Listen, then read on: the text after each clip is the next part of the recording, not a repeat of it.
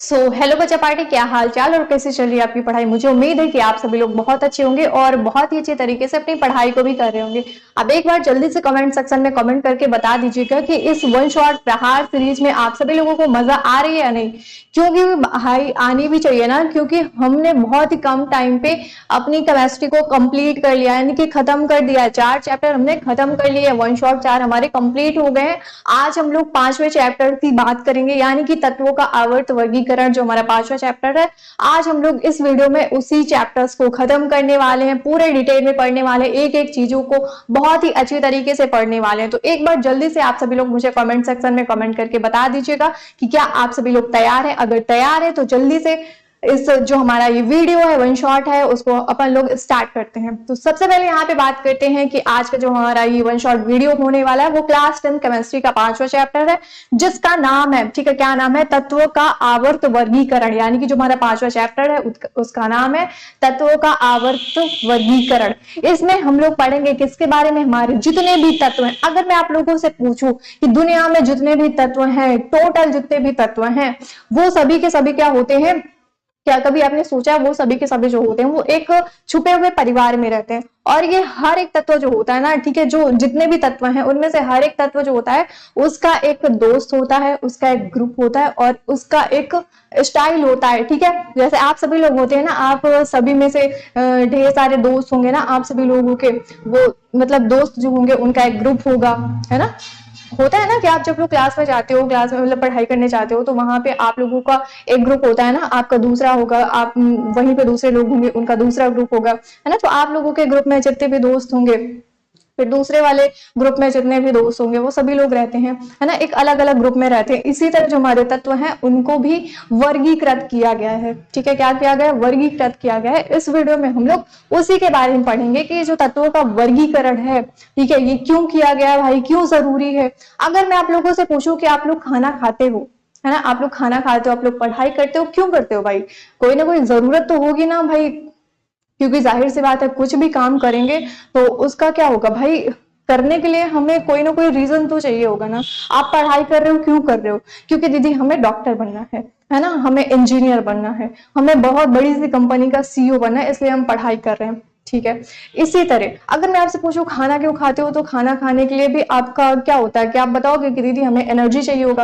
है ना, जितने भी हमारी एक्टिविटी है, हमें पढ़ने के लिए, है ना, हमें खेलने के लिए भाई एनर्जी चाहिए होगी, तो उसके लिए हम लोग खाना खाते हैं ना। तो इसी तरह जितने भी हमारे तत्व है उनको भी वर्गीकृत करने की आवश्यकता है भाई, क्यों है वो आगे पढ़ेंगे। ठीक है, तो इस वीडियो में मतलब आज के इस क्लास में, ठीक है, इस वन शॉर्ट वीडियो में आज हम लोग क्या क्या कवर करने वाले हैं, क्या क्या कौन से ऐसी चीजें हैं जिनको हम लोग पढ़ने वाले हैं, जो कि हमारे बोर्ड एग्जाम के लिए बहुत ही ज्यादा इंपॉर्टेंट होने वाले हैं, उन सभी के बारे में यहाँ से पे थोड़ा सा डिस्कस कर लेते हैं कि इस चैप्टर में कौन कौन सी चीजें हैं जो आज हम लोग पढ़ने वाले, यानी कि इसमें कौन कौन से टॉपिक हैं जिनको आज हम कवर करने वाले हैं। तो सबसे पहले अगर मैं बात करूं तो सबसे पहले हम लोग क्या पढ़ेंगे, तत्व के बारे में पढ़ेंगे। ठीक है, किसके बारे में, तत्व के बारे में पढ़ेंगे, यानी कि जो हमारे तत्व होते हैं वो कितने तत्व होते हैं, ठीक है, इसके बारे में पढ़ेंगे। चलो ठीक है, पढ़ लिया। और ये तत्व जो है इनको मतलब वर्गीकृत क्यों किया गया है, इसके बारे में भी पढ़ेंगे। फिर हम लोग पढ़ेंगे कि जो डाबेराइनर एक वैज्ञानिक थे, जिन्होंने क्या दिया था, जिन्होंने एक त्रिक का नियम दिया था, इनका जो नियम था ये, इसके बारे में पढ़ेंगे। फिर हमारे एक वैज्ञानिक आते हैं, न्यूलैंड आते हैं, इन्होंने क्या किया था, इन्होंने भी एक अपना अष्टक का सिद्धांत दिया था, नियम दिया था, इसके बारे में पढ़ेंगे कि न्यूलैंड का अष्टक जो सिद्धांत होता है वो क्या होता है, क्योंकि यहाँ से आपके क्वेश्चन आपके बोर्ड एग्जाम में पूछे जाते हैं। ठीक है, आपसे पूछ लिया जाएगा आपके एग्जाम में कि न्यूलैंड का अष्टक नियम क्या है ना, उसका सिद्धांत क्या है, उसको लिखिए। आपसे पूछ लिया जाएगा कि डाबेराइनर का जो त्रिक सिद्धांत है, नियम है, आप उसको लिखिए। फिर आपसे पूछ लिया जाएगा कि ये जो मेंडलीव थे, इनके जो मूल आवर्त का नियम था वो क्या था, उसको लिखिए, है ना। तो ये सारी चीजें आपको पता होनी चाहिए। फिर लास्ट में क्या है, आपकी मोजली की आधुनिक आवर्त सारणी, यानी कि जो आधुनिक आवर्त सारणी है जिसको अभी आप लोग पढ़ रहे हो, ठीक है, जो हमारी मॉडर्न पीरियोडिक टेबल है, इसको किसने दी थी, है ना, और इसमें मतलब जितने भी तत्व हैं आपके वो किस तरीके से इसमें स्थित किए गए, मतलब रखे गए हैं, इन सभी के बारे में आज अपन लोग इस वीडियो में डिटेल में पढ़ने वाले हैं। ठीक है, तो चलिए स्टार्ट करते हैं। यहाँ पे सबसे पहले हम लोग पढ़ेंगे तत्व के बारे में, ठीक है, किसके बारे में, तत्व यानी कि एलिमेंट के बारे में पढ़ेंगे। अगर मैं आपसे पूछूं कि ये तत्व क्या है, ये एलिमेंट क्या है, तो आप लोग क्या बताएंगे कि दीदी तत्व एक प्रकार का, मतलब तत्व ऐसा शुद्धतम रूप होता है जो एक ही प्रकार के परमाणुओं से मिलकर बना होता है, उसको ना तो विभाजित किया जाता है, ठीक है, उसको क्या किया जाता है, उसको विभाजित नहीं किया जा सकता है, ठीक है। तो ये क्या है, ये हमारा तत्व है ना। तो यहाँ पे वही चीज लिखी हुई है कि तत्व वह शुद्धतम पदार्थ है जो हमारा तत्व होता है, जो हमारा एलिमेंट होता है। अब तत्व कौन से हो गए भाई, हमारे जो टोटल तत्व होते हैं, एलिमेंट्स होते हैं, कौन कौन से होते हैं भाई, 118 होते हैं। आप सभी लोगों ने पढ़ा ना कि जो टोटल एलिमेंट होते हैं वो 118 ही होते हैं। अभी तक तो इतने ही पता चले, 118 ही पता चले। तो अगर मैं आप लोगों से यहाँ पे एक क्वेश्चन पूछूं कि आप लोग ये बताओ, क्या स्टार्टिंग से ही, है ना, क्या स्टार्टिंग से ही ये जो तत्व हैं इनकी संख्या जो थी वो 118 थी? आप लोग मुझे कमेंट सेक्शन में कमेंट करके बताना कि इनकी जो संख्या थी क्या वो स्टार्टिंग से 118 थी, ठीक है। तो आप लोग कहेंगे कि नहीं दीदी नहीं थी, है ना, फिर कितनी थी? तो इन सभी चीजों को आगे हम लोग पढ़ेंगे कि पहले कितने तत्व खोजे गए थे, फिर उसके बाद कितने आए, है ना, फिर उसके बाद कितने आए, फिर लास्ट में हमारे कितने तत्व, जो मतलब टोटल मिला के कितने तत्व हो गए हमारे, हो गए 118 तत्व। तो सबसे पहले यहाँ पे हम लोग तत्व की बात करते हैं। तो तत्व जो है वह शुद्धतम पदार्थ होता है या फिर वह शुद्ध पदार्थ है जो केवल एक ही प्रकार के परमाणुओं से मिलकर बना होता है। क्या कह रहा है कि जो हमारा एलिमेंट होता है वो ऐसा शुद्ध पदार्थ होता है जो कि एक ही प्रकार के परमाणुओं से मिलकर बना होता है, ठीक है, जिसे अधिक सरल पदार्थ में विभाजित नहीं किया जा सकता है। जिसको क्या करते हैं, जिसको एक मतलब सरल जो होते हैं उसको हम लोग विभाजित नहीं कर सकते हैं। क्या कह रहा है कि जिसे हम लोग क्या करते हैं कि अधिक सरल यानी कि उससे और अधिक सरल पदार्थ में हम उसको विभाजित कर ही नहीं सकते हैं, वही क्या है, वही हमारा तत्व है, ठीक है। क्या है, हमारा तत्व है। आप देखो ये जो तत्व होता है ना, इसकी 3 मूल इकाइयां होती हैं। कौन कौन सी होती है? अगर मैं आपसे पूछूं कि जो तत्व है इसकी जो मूल इकाई है वो कौन कौन सी है, तो 3 होती हैं। कौन कौन सी? पहला आपका हो गया इलेक्ट्रॉन, ठीक है, क्या हो गया, इलेक्ट्रॉन हो गया। फिर आपका दूसरा आता है न्यूट्रॉन और फिर आपका होता है प्रोटॉन, ठीक है, क्या होता है, प्रोटॉन होता है। यानी कि जो हमारा तत्व होता है इसकी 3 मूल इकाई होती है। कौन कौन सी? हमारा इलेक्ट्रॉन होता है, हमारा प्रोटॉन होता है और हमारा न्यूट्रॉन होता है, ठीक है। अगर मैं बात करूं कि ये इलेक्ट्रॉन कहाँ पे होता है तो आप लोग क्या बताएंगे, मान लो ये हमारा क्या है, ये हमारा तत्व है, ठीक है। तो इसका एक नाभिक भी होगा, क्या होगा, न्यूक्लियस होगा, है ना। जैसे हमारी सेल होती है, सेल में भी हमारा क्या होता है, न्यूक्लियस होता है। इसी तरह जो हमारा तत्व होता है उसमें भी क्या होता है, उसमें नाभिक होता है, ठीक है। तो ये न्यूक्लियस जो होता है हमारा, ये यहाँ पे मैं लिखे दे रही, ठीक है, ये क्या है, ये हमारा है न्यूक्लियस यानी कि केंद्रक है, ठीक है, क्या है, केंद्रक है। इसके केंद्रक में क्या क्या पाया जाता है? इसके केंद्रक में हमारा पाया जाता है प्रोटॉन प्लस हमारा पाया जाता है न्यूट्रॉन। कहाँ पे पाया जाता है? जो हमारा तत्व होता है उसके नाभिक में पाया जाता है, ठीक है। और ये जो हमारे इलेक्ट्रॉन होते हैं, ठीक है, जो हमारे इलेक्ट्रॉन होते हैं ये क्या होते हैं, ये इसके चारों ओर, ठीक है, ऐसे ऐसे क्या करते हैं, इसके चारों ओर कक्षाएं बनी होती है जिनमें क्या करते हैं, जिनमें ये इलेक्ट्रॉन चक्कर लगाते हैं, ठीक है, क्या करते हैं, जिनमें ये इलेक्ट्रॉन जो होते हैं वो चक्कर लगाते हैं, ठीक है, यानी ऐसे ऐसे चलते रहते हैं। जैसे आप लोग क्या करते हैं, आप लोग साइकिल चलाते हो ना, साइकिल चलाते हो उसमें ऐसे क्या होता है, राउंड राउंड घूमता रहता है। इसी तरह हमारे जो इलेक्ट्रॉन होते हैं वो भी क्या होते हैं, वो राउंड राउंड घूमते रहते हैं, ठीक है। और नाभिक में क्या होता है, नाभिक में हमारा प्रोटॉन होता है और हमारा न्यूट्रॉन होता है, ठीक है, इतना टन है। अब देखो ये जो न्यूट्रॉन होता है, ठीक है, इसमें कोई भी चार्ज नहीं होता, यानी कि ये न्यूट्रल होता है। भाई इसके नाम से ही पता चल रहा है न्यूट्रॉन, यानी कि न्यूट्रल होगा, इसमें कोई भी चार्ज नहीं होगा। अगर हम लोग प्रोटॉन की बात करें तो जो हमारा प्रोटॉन होता है उसमें हमारा पॉजिटिव चार्ज होता है, ठीक है, क्या होता है, पॉजिटिव चार्ज होता है। अगर इलेक्ट्रॉन की बात करें तो इलेक्ट्रॉन में हमारे नेगेटिव चार्ज होता है, ठीक है, कौन सा होता है, नेगेटिव चार्ज होता है। तो ये आपको याद रखना है, ये हमारा बेसिक है, ठीक है, और इसको आप सभी लोगों ने 9th में पढ़ भी लिया है, तो ये तो आप सभी को पता होगा। बट यहाँ पे थोड़ा सा जानकारी के लिए यानी कि याद दिलाने के लिए आपको बता दिया गया है।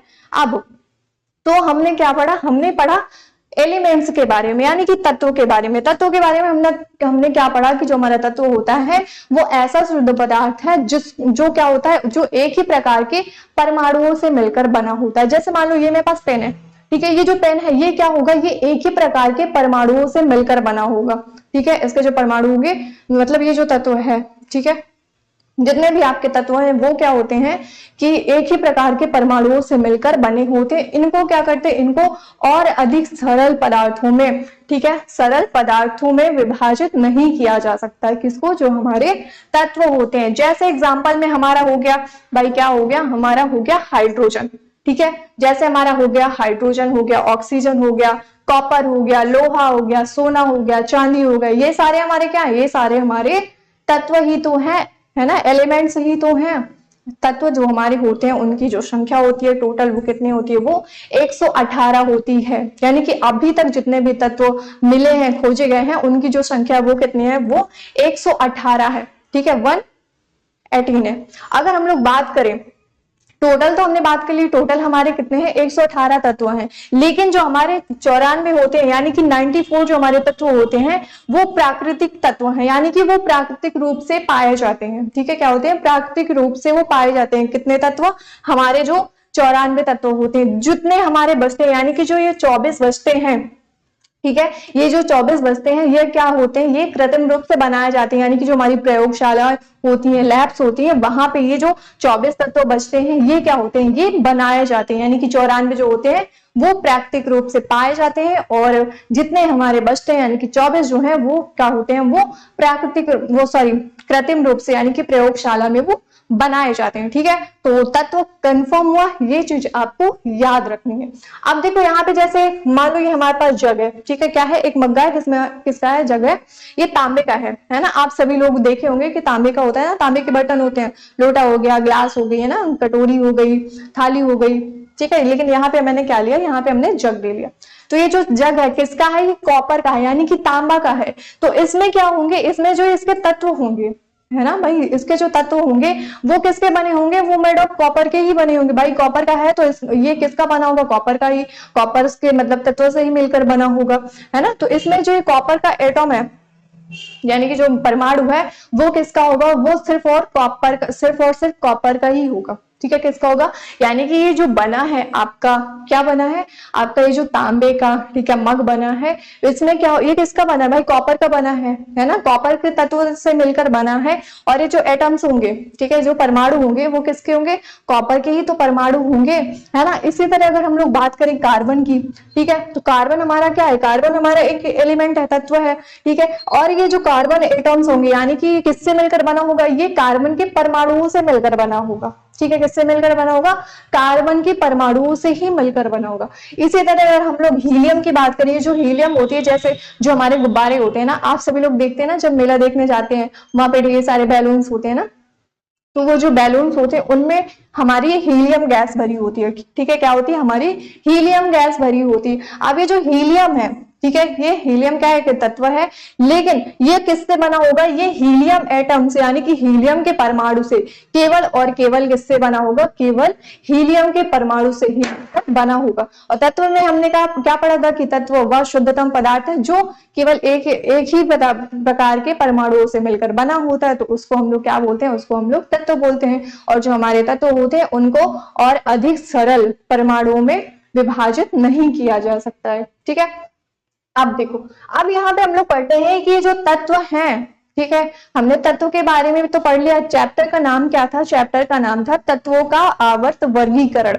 अब यहाँ पे हम लोग पढ़ेंगे कि तत्वों जो तत्व हैं उनका वर्गीकरण करना क्यों आवश्यक है, ठीक है। जो तत्व है भाई उनका वर्गीकरण करना क्यों आवश्यक है, उनको हम ऐसे भी तो रख सकते हैं ना, लेकिन उनको हम लोग आवर्त में क्यों रख रहे हैं, उनका आवर्त वर्गीकरण करना क्यों आवश्यक है। मान लो आप सभी लोग क्या करते हो, आप सभी लोग को क्या किचन है, ठीक है, किचन में क्या होगी, जितने भी आपकी दाल होंगे, चावल होंगे, है ना, मसाले होंगे, वो क्या होंगे, वो अलग अलग से डिब्बे में करके आप लोग रखोगे। ऐसा तो नहीं ना कि सब में एक में ही जाके मिक्स कर दोगे, है ना, एक बर्तन लिया उसी में सारी चीजें डाल दी, ऐसा तो नहीं करते हो ना। आप लोग क्या करते हो, आप लोग अलग अलग छोटे छोटे डिब्बे लेते हो, उनमें सारी चीजें अलग अलग करके भरते हो। यानी कि नमक होगा वो अलग डिब्बे में रखा होगा, चीनी होगा वो अलग डिब्बे में रखा होगा। वहीं पे अगर चाय पत्ती की बात करें, चाय पत्ती आपकी अलग डिब्बे में रखी होगी। चावल की बात करें तो चावल भी अलग डिब्बे में रखा होगा, है ना। वो क्या होते हैं, वो अलग अलग आप लोग रखते हो। इसी तरह जो हमारे तत्व होते हैं उनका जो आवर्त वर्गीकरण होता है, यानी कि उनका जो वर्गीकरण होता है वो क्यों आवश्यक है। तो अगर हम लोग यहाँ पे बात करें तो जो हमारे तत्व हैं, ठीक है, जो हमारे तत्व हैं, ज्ञात तत्वों की संख्या क्या है, बहुत अधिक है, ठीक है, क्या है, बहुत अधिक है। कितने तत्व भाई, टोटल 118 तत्व हैं, ठीक है। अगर वो ऐसे इधर उधर ही रखे रहेंगे तो उनको पढ़ना है ना, उनको समझना, उनके बारे में जानना क्या होगा, बहुत ही ज्यादा मुश्किल हो जाएगा। जैसे एग्जाम्पल में मैंने बताया था आपको, है ना, कि आपके किचन में जितने भी सामान है, अगर आप लोग एक सामान मतलब ऊपर छत में रख दो, एक सामान नीचे रख दो, है ना, एक सामान दूसरे रूम में रख दो, दूसरा सामान दूसरे रूम में रख दो, तो जब आप लोग खाना बनाओगे, है ना, तो क्या करना पड़ेगा, पहले आपको जहां जो जिस चीज की जरूरत है, मान लो नमक चाहिए, नमक आपका ऊपर रखा है, आप ऊपर जाओगे वहां से नमक लेके आओगे, है ना। आपको चीनी चाहिए, नीचे वाले रूम पे रखिए, फिर आप वहां से उठा के लेके आओगे चीनी। तो ये मतलब आपको ज्यादा परेशानी नहीं हो, है ना, सारी चीजों को ढूंढने में, है ना, उनको समझने में ज्यादा परेशानी नहीं हो, इसलिए क्या किया गया है, इसलिए आप जो हमारे तत्व है उनका वर्गीकरण किया गया है, ठीक है। तो पहला स्टेप तो यही हो गया कि जो तत्व हमारे हैं, ज्ञात तत्व हैं, उनकी जो संख्या है वो बहुत अधिक है, इसलिए भी इनका वर्गीकरण किया गया है, जिससे उनको पढ़ने में, उनको समझने में, उनके बारे में जानने में हमें आसानी हो। दूसरा पॉइंट आपका दिया है, सभी तत्वों के गुणधर्म को अलग अलग याद करना कठिन है, ठीक है। भाई जितने भी हमारे तत्व हैं उनके सभी के जो गुण धर्म है वो भाई अलग अलग होंगे, ठीक है, जाहिर सी बात है अलग अलग होंगे। वहीं पे जैसे आप मान लो दो दोस्त हैं, ठीक है, दो दोस्त हैं, तो वो क्या होंगे भाई, उनके जो गुण होंगे वो तो अलग अलग होंगे ना, रहते भले ही साथ में है लेकिन उनके जो गुण हैं वो अलग अलग होंगे ना। इसी तरह जो हमारे तत्व होते हैं उनके भी गुण क्या होते हैं, वो अलग अलग होते हैं। तो क्या कह रहा है कि सभी तत्वों के जो गुण धर्म होते हैं उनको अलग अलग याद रखना क्या होता है, कठिन होता है, ठीक है, क्या होता है, कठिन होता है। इसलिए भी हम लोग क्या करते हैं, तत्वों का आवर्त वर्गीकरण करते हैं। थर्ड नंबर की अगर बात करें तो थर्ड नंबर में तत्वों का जो हमारे तत्व हैं, जो हमारे एलिमेंट्स हैं, उनको उनके गुणधर्म और परमाणु संख्या के आधार पर वर्गीकृत किया जाता है। क्या कह रहा है कि जो हमारे एलिमेंट्स हैं, जो हमारे तत्व हैं, उनको किसके द्वारा, उनके गुणधर्म के द्वारा, उनके परमाणु संख्या के आधार पर क्या किया जाता है, वर्गीकृत किया जाता है, यानी कि बांटा जाता है, ठीक है, ताकि उन्हें आसानी से पढ़ा और समझा जा सके। वही चीज सेम चीज है ना, जैसे आप किचन में करते हैं कि सारी चीजों को क्या करते हैं, अलग अलग करके रख देते हैं, इसी तरह जितने भी हमारे तत्व हैं उनको भी क्या किया गया है, वर्गीकृत किया गया है, जिससे उनके जो गुणधर्म है ना, उनकी परमाणु संख्या है ना, उनको याद करने में, उनके बारे में समझने में, उनके बारे में पढ़ने में हमें आसानी हो। इसलिए हम लोग क्या करते हैं, इसलिए क्या किया गया, तत्वों का आवर्त वर्गीकरण किया गया है, ठीक है। आगे बढ़ते हैं, अब हम लोग यहाँ पे पढ़ते हैं डाबे-राइनर का त्रिक सिद्धांत, है ना। स्टार्टिंग में मैंने आपको बताया था कि आज के इस वीडियो में हम लोग जो जो कवर करेंगे, जिन जिन चीजों के बारे में पढ़ेंगे पूरे चैप्टर्स में, उनको मैंने आपको पहले बता दिया था। तो हमने एलिमेंट्स के बारे में पढ़ लिया, हमने पढ़ लिया तत्वों का वर्गीकरण करना क्यों आवश्यक है। अब हम लोग पढ़ेंगे डाबे-राइनर का त्रिक सिद्धांत, ठीक है। क्या पढ़ेंगे, डाबे-राइनर का त्रिक सिद्धांत पढ़ेंगे। तो सन 1817 में, ठीक है, किसमें, सन 1817 में। देखो सबसे पहले तो देख लो यहाँ पे ये जो हमारे बने हुए हैं, ये जो वैज्ञानिक हैं जिनका ये इमेज बना हुआ, ये कौन है, ये हमारे हैं डाबे-राइनर, ठीक है, क्या है, डाबे-राइनर है, ठीक। और इनका पूरा नाम क्या है वो आप लोग मुझे कमेंट सेक्शन में कमेंट करके बताइएगा, ठीक है। बट यहाँ पे मैं बताऊंगी, लेकिन फिर भी आपको क्या करना है, कमेंट सेक्शन में कमेंट करके बताना है। तो हम लोग क्या पढ़ रहे थे, हम लोग पढ़ रहे थे डाबे-राइनर का त्रिक सिद्धांत। तो डाबे-राइनर का त्रिक सिद्धांत क्या है कि सन 1817 में, ठीक है, कब, 1817 में। अभी क्या चल रहा है, अभी आपका चल रहा है 2025, क्या चल रहा है, 2025 चल रहा है, सन 1817 में, ठीक है। ये जो वैज्ञानिक थे इन्होंने क्या किया, सन 1817 में जर्मन के रसायनज्ञ, ठीक है, ये जो डाबे-राइनर थे ये कहाँ के थे, ये थे जर्मन के, ठीक है, क्या थे, जर्मन के रसायनज्ञ वुल्फगांग डाबे-राइनर ने, ठीक है। इनका पूरा नाम क्या था, इनका पूरा नाम था वुल्फगांग डाबे-राइनर, ठीक है। डाबे-राइनर ने कुछ तत्वों को उनके गुणधर्म और परमाणु द्रव्यमान के आधार पर तीन तीन के समूह यानी कि त्रिकों में बांटा।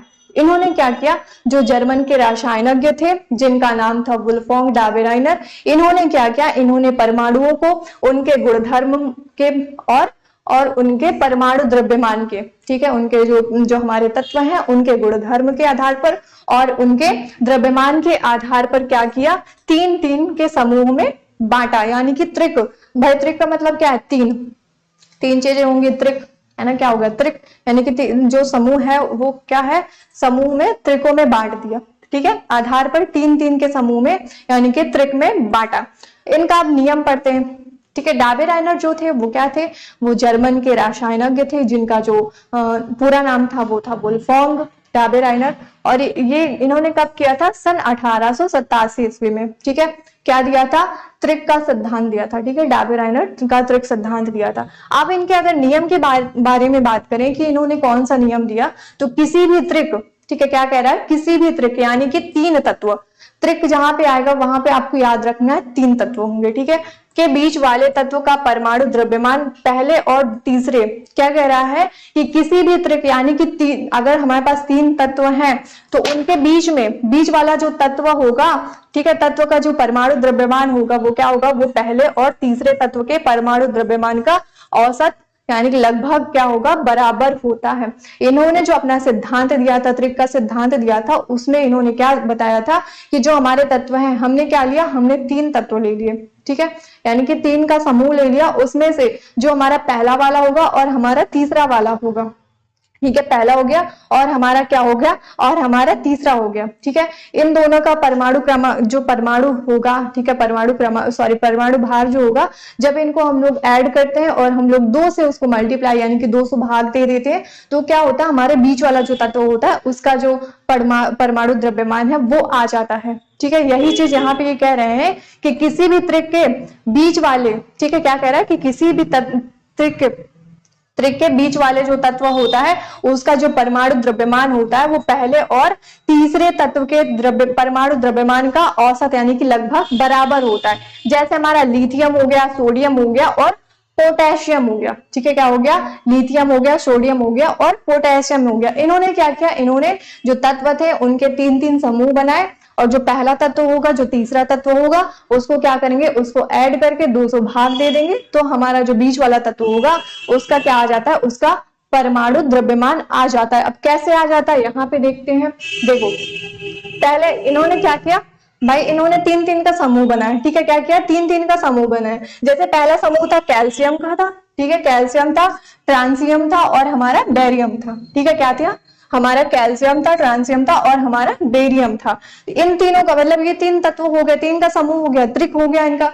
फिर इनका जो दूसरा था वो क्या था, लिथियम था, सोडियम था और पोटेशियम था। ठीक है, क्या था, लिथियम, सोडियम और पोटेशियम। फिर तीसरा नंबर क्या है, क्लोरीन है, ब्रोमीन है और आयोडीन है। ठीक है, क्या लिया, क्लोरीन ले लिया, ब्रोमीन ले लिया और इन्होंने आयोडीन ले लिया। तो अब क्या करेंगे, सबसे पहले अगर हम लोग बात करें कैल्शियम, ट्रांसियम और बेरियम की, तो इन्होंने क्या किया, इन्होंने कैल्शियम का परमाणु द्रव्यमान ले लिया। परमाणु द्रव्यमान कैल्शियम का कितना है, 40 है। ठीक है, क्या किया, इन्होंने कैल्शियम का परमाणु द्रव्यमान 40 ले लिया, प्लस इन्होंने क्या किया, जो लास्ट वाला यानी कि तीसरे नंबर वाला बेरियम जो है उसका भी इन्होंने द्रव्यमान ले लिया। ठीक है, परमाणु द्रव्यमान ले लिया, जो कि कितना है, 137 है। ठीक है, कैल्शियम का ले लिया और किसका ले लिया, और ले लिया इन्होंने बेरियम का। अब इन दोनों को क्या करेंगे, इन दोनों को ऐड कर देंगे यानी कि जोड़ देंगे।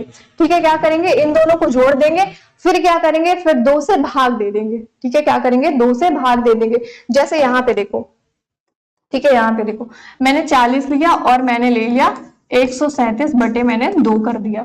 ठीक है, क्या कर दिया, मैंने 2 कर दिया। अब जब इन दोनों को जोड़ेंगे हम लोग, ठीक है, तो हमारा कितना आएगा, हमारा आएगा 177 बटे मैंने फिर क्या कर दिया, 2 कर दिया। मुझे किसका परमाणु द्रव्यमान चाहिए, मुझे चाहिए था बेरियम का, सॉरी मुझे चाहिए था ट्रांसियम का। किसका चाहिए था, ट्रांसियम का चाहिए था। तो इन्होंने क्या किया था, इन्होंने बताया था कि जो पहला तत्व होता है, ठीक है, जो पहला तत्व है, यानी कि अगर किसी भी तत्व का हमें परमाणु द्रव्यमान निकालना है तो इन्होंने क्या दिया था, इन्होंने त्रिक का मतलब 3 तत्व लिए थे, त्रिक का समूह दिया था।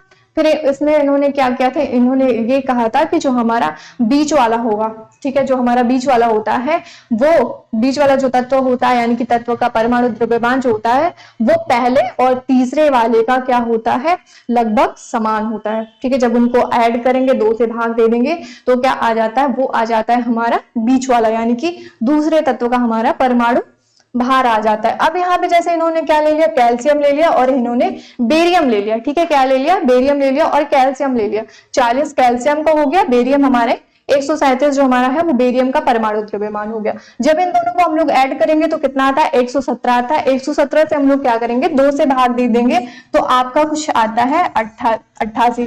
ठीक है, कितना आता है, 88 दशमलव करके कुछ आएगा। तो हमारा ये जो स्ट्रांसियम है, ठीक है, क्या है, स्ट्रांसियम है, इसका परमाणु भार कितना आ जाता है, 88 आ जाता है, ठीक है। इसी तरह इन्होंने फिर एक त्रिक बनाया, क्या बनाया, लिथियम, सोडियम और पोटेशियम बनाया, ठीक है, क्या बनाया, लिथियम और सोडियम बनाया और पोटेशियम बनाया। अब इन्होंने फिर से क्या किया, इन्होंने ले लिया लिथियम का परमाणु भार यानी कि 7 ले लिया, प्लस इन्होंने ले लिया पोटेशियम का परमाणु भार, ठीक है, क्या ले लिया, पोटेशियम का परमाणु भार ले लिया।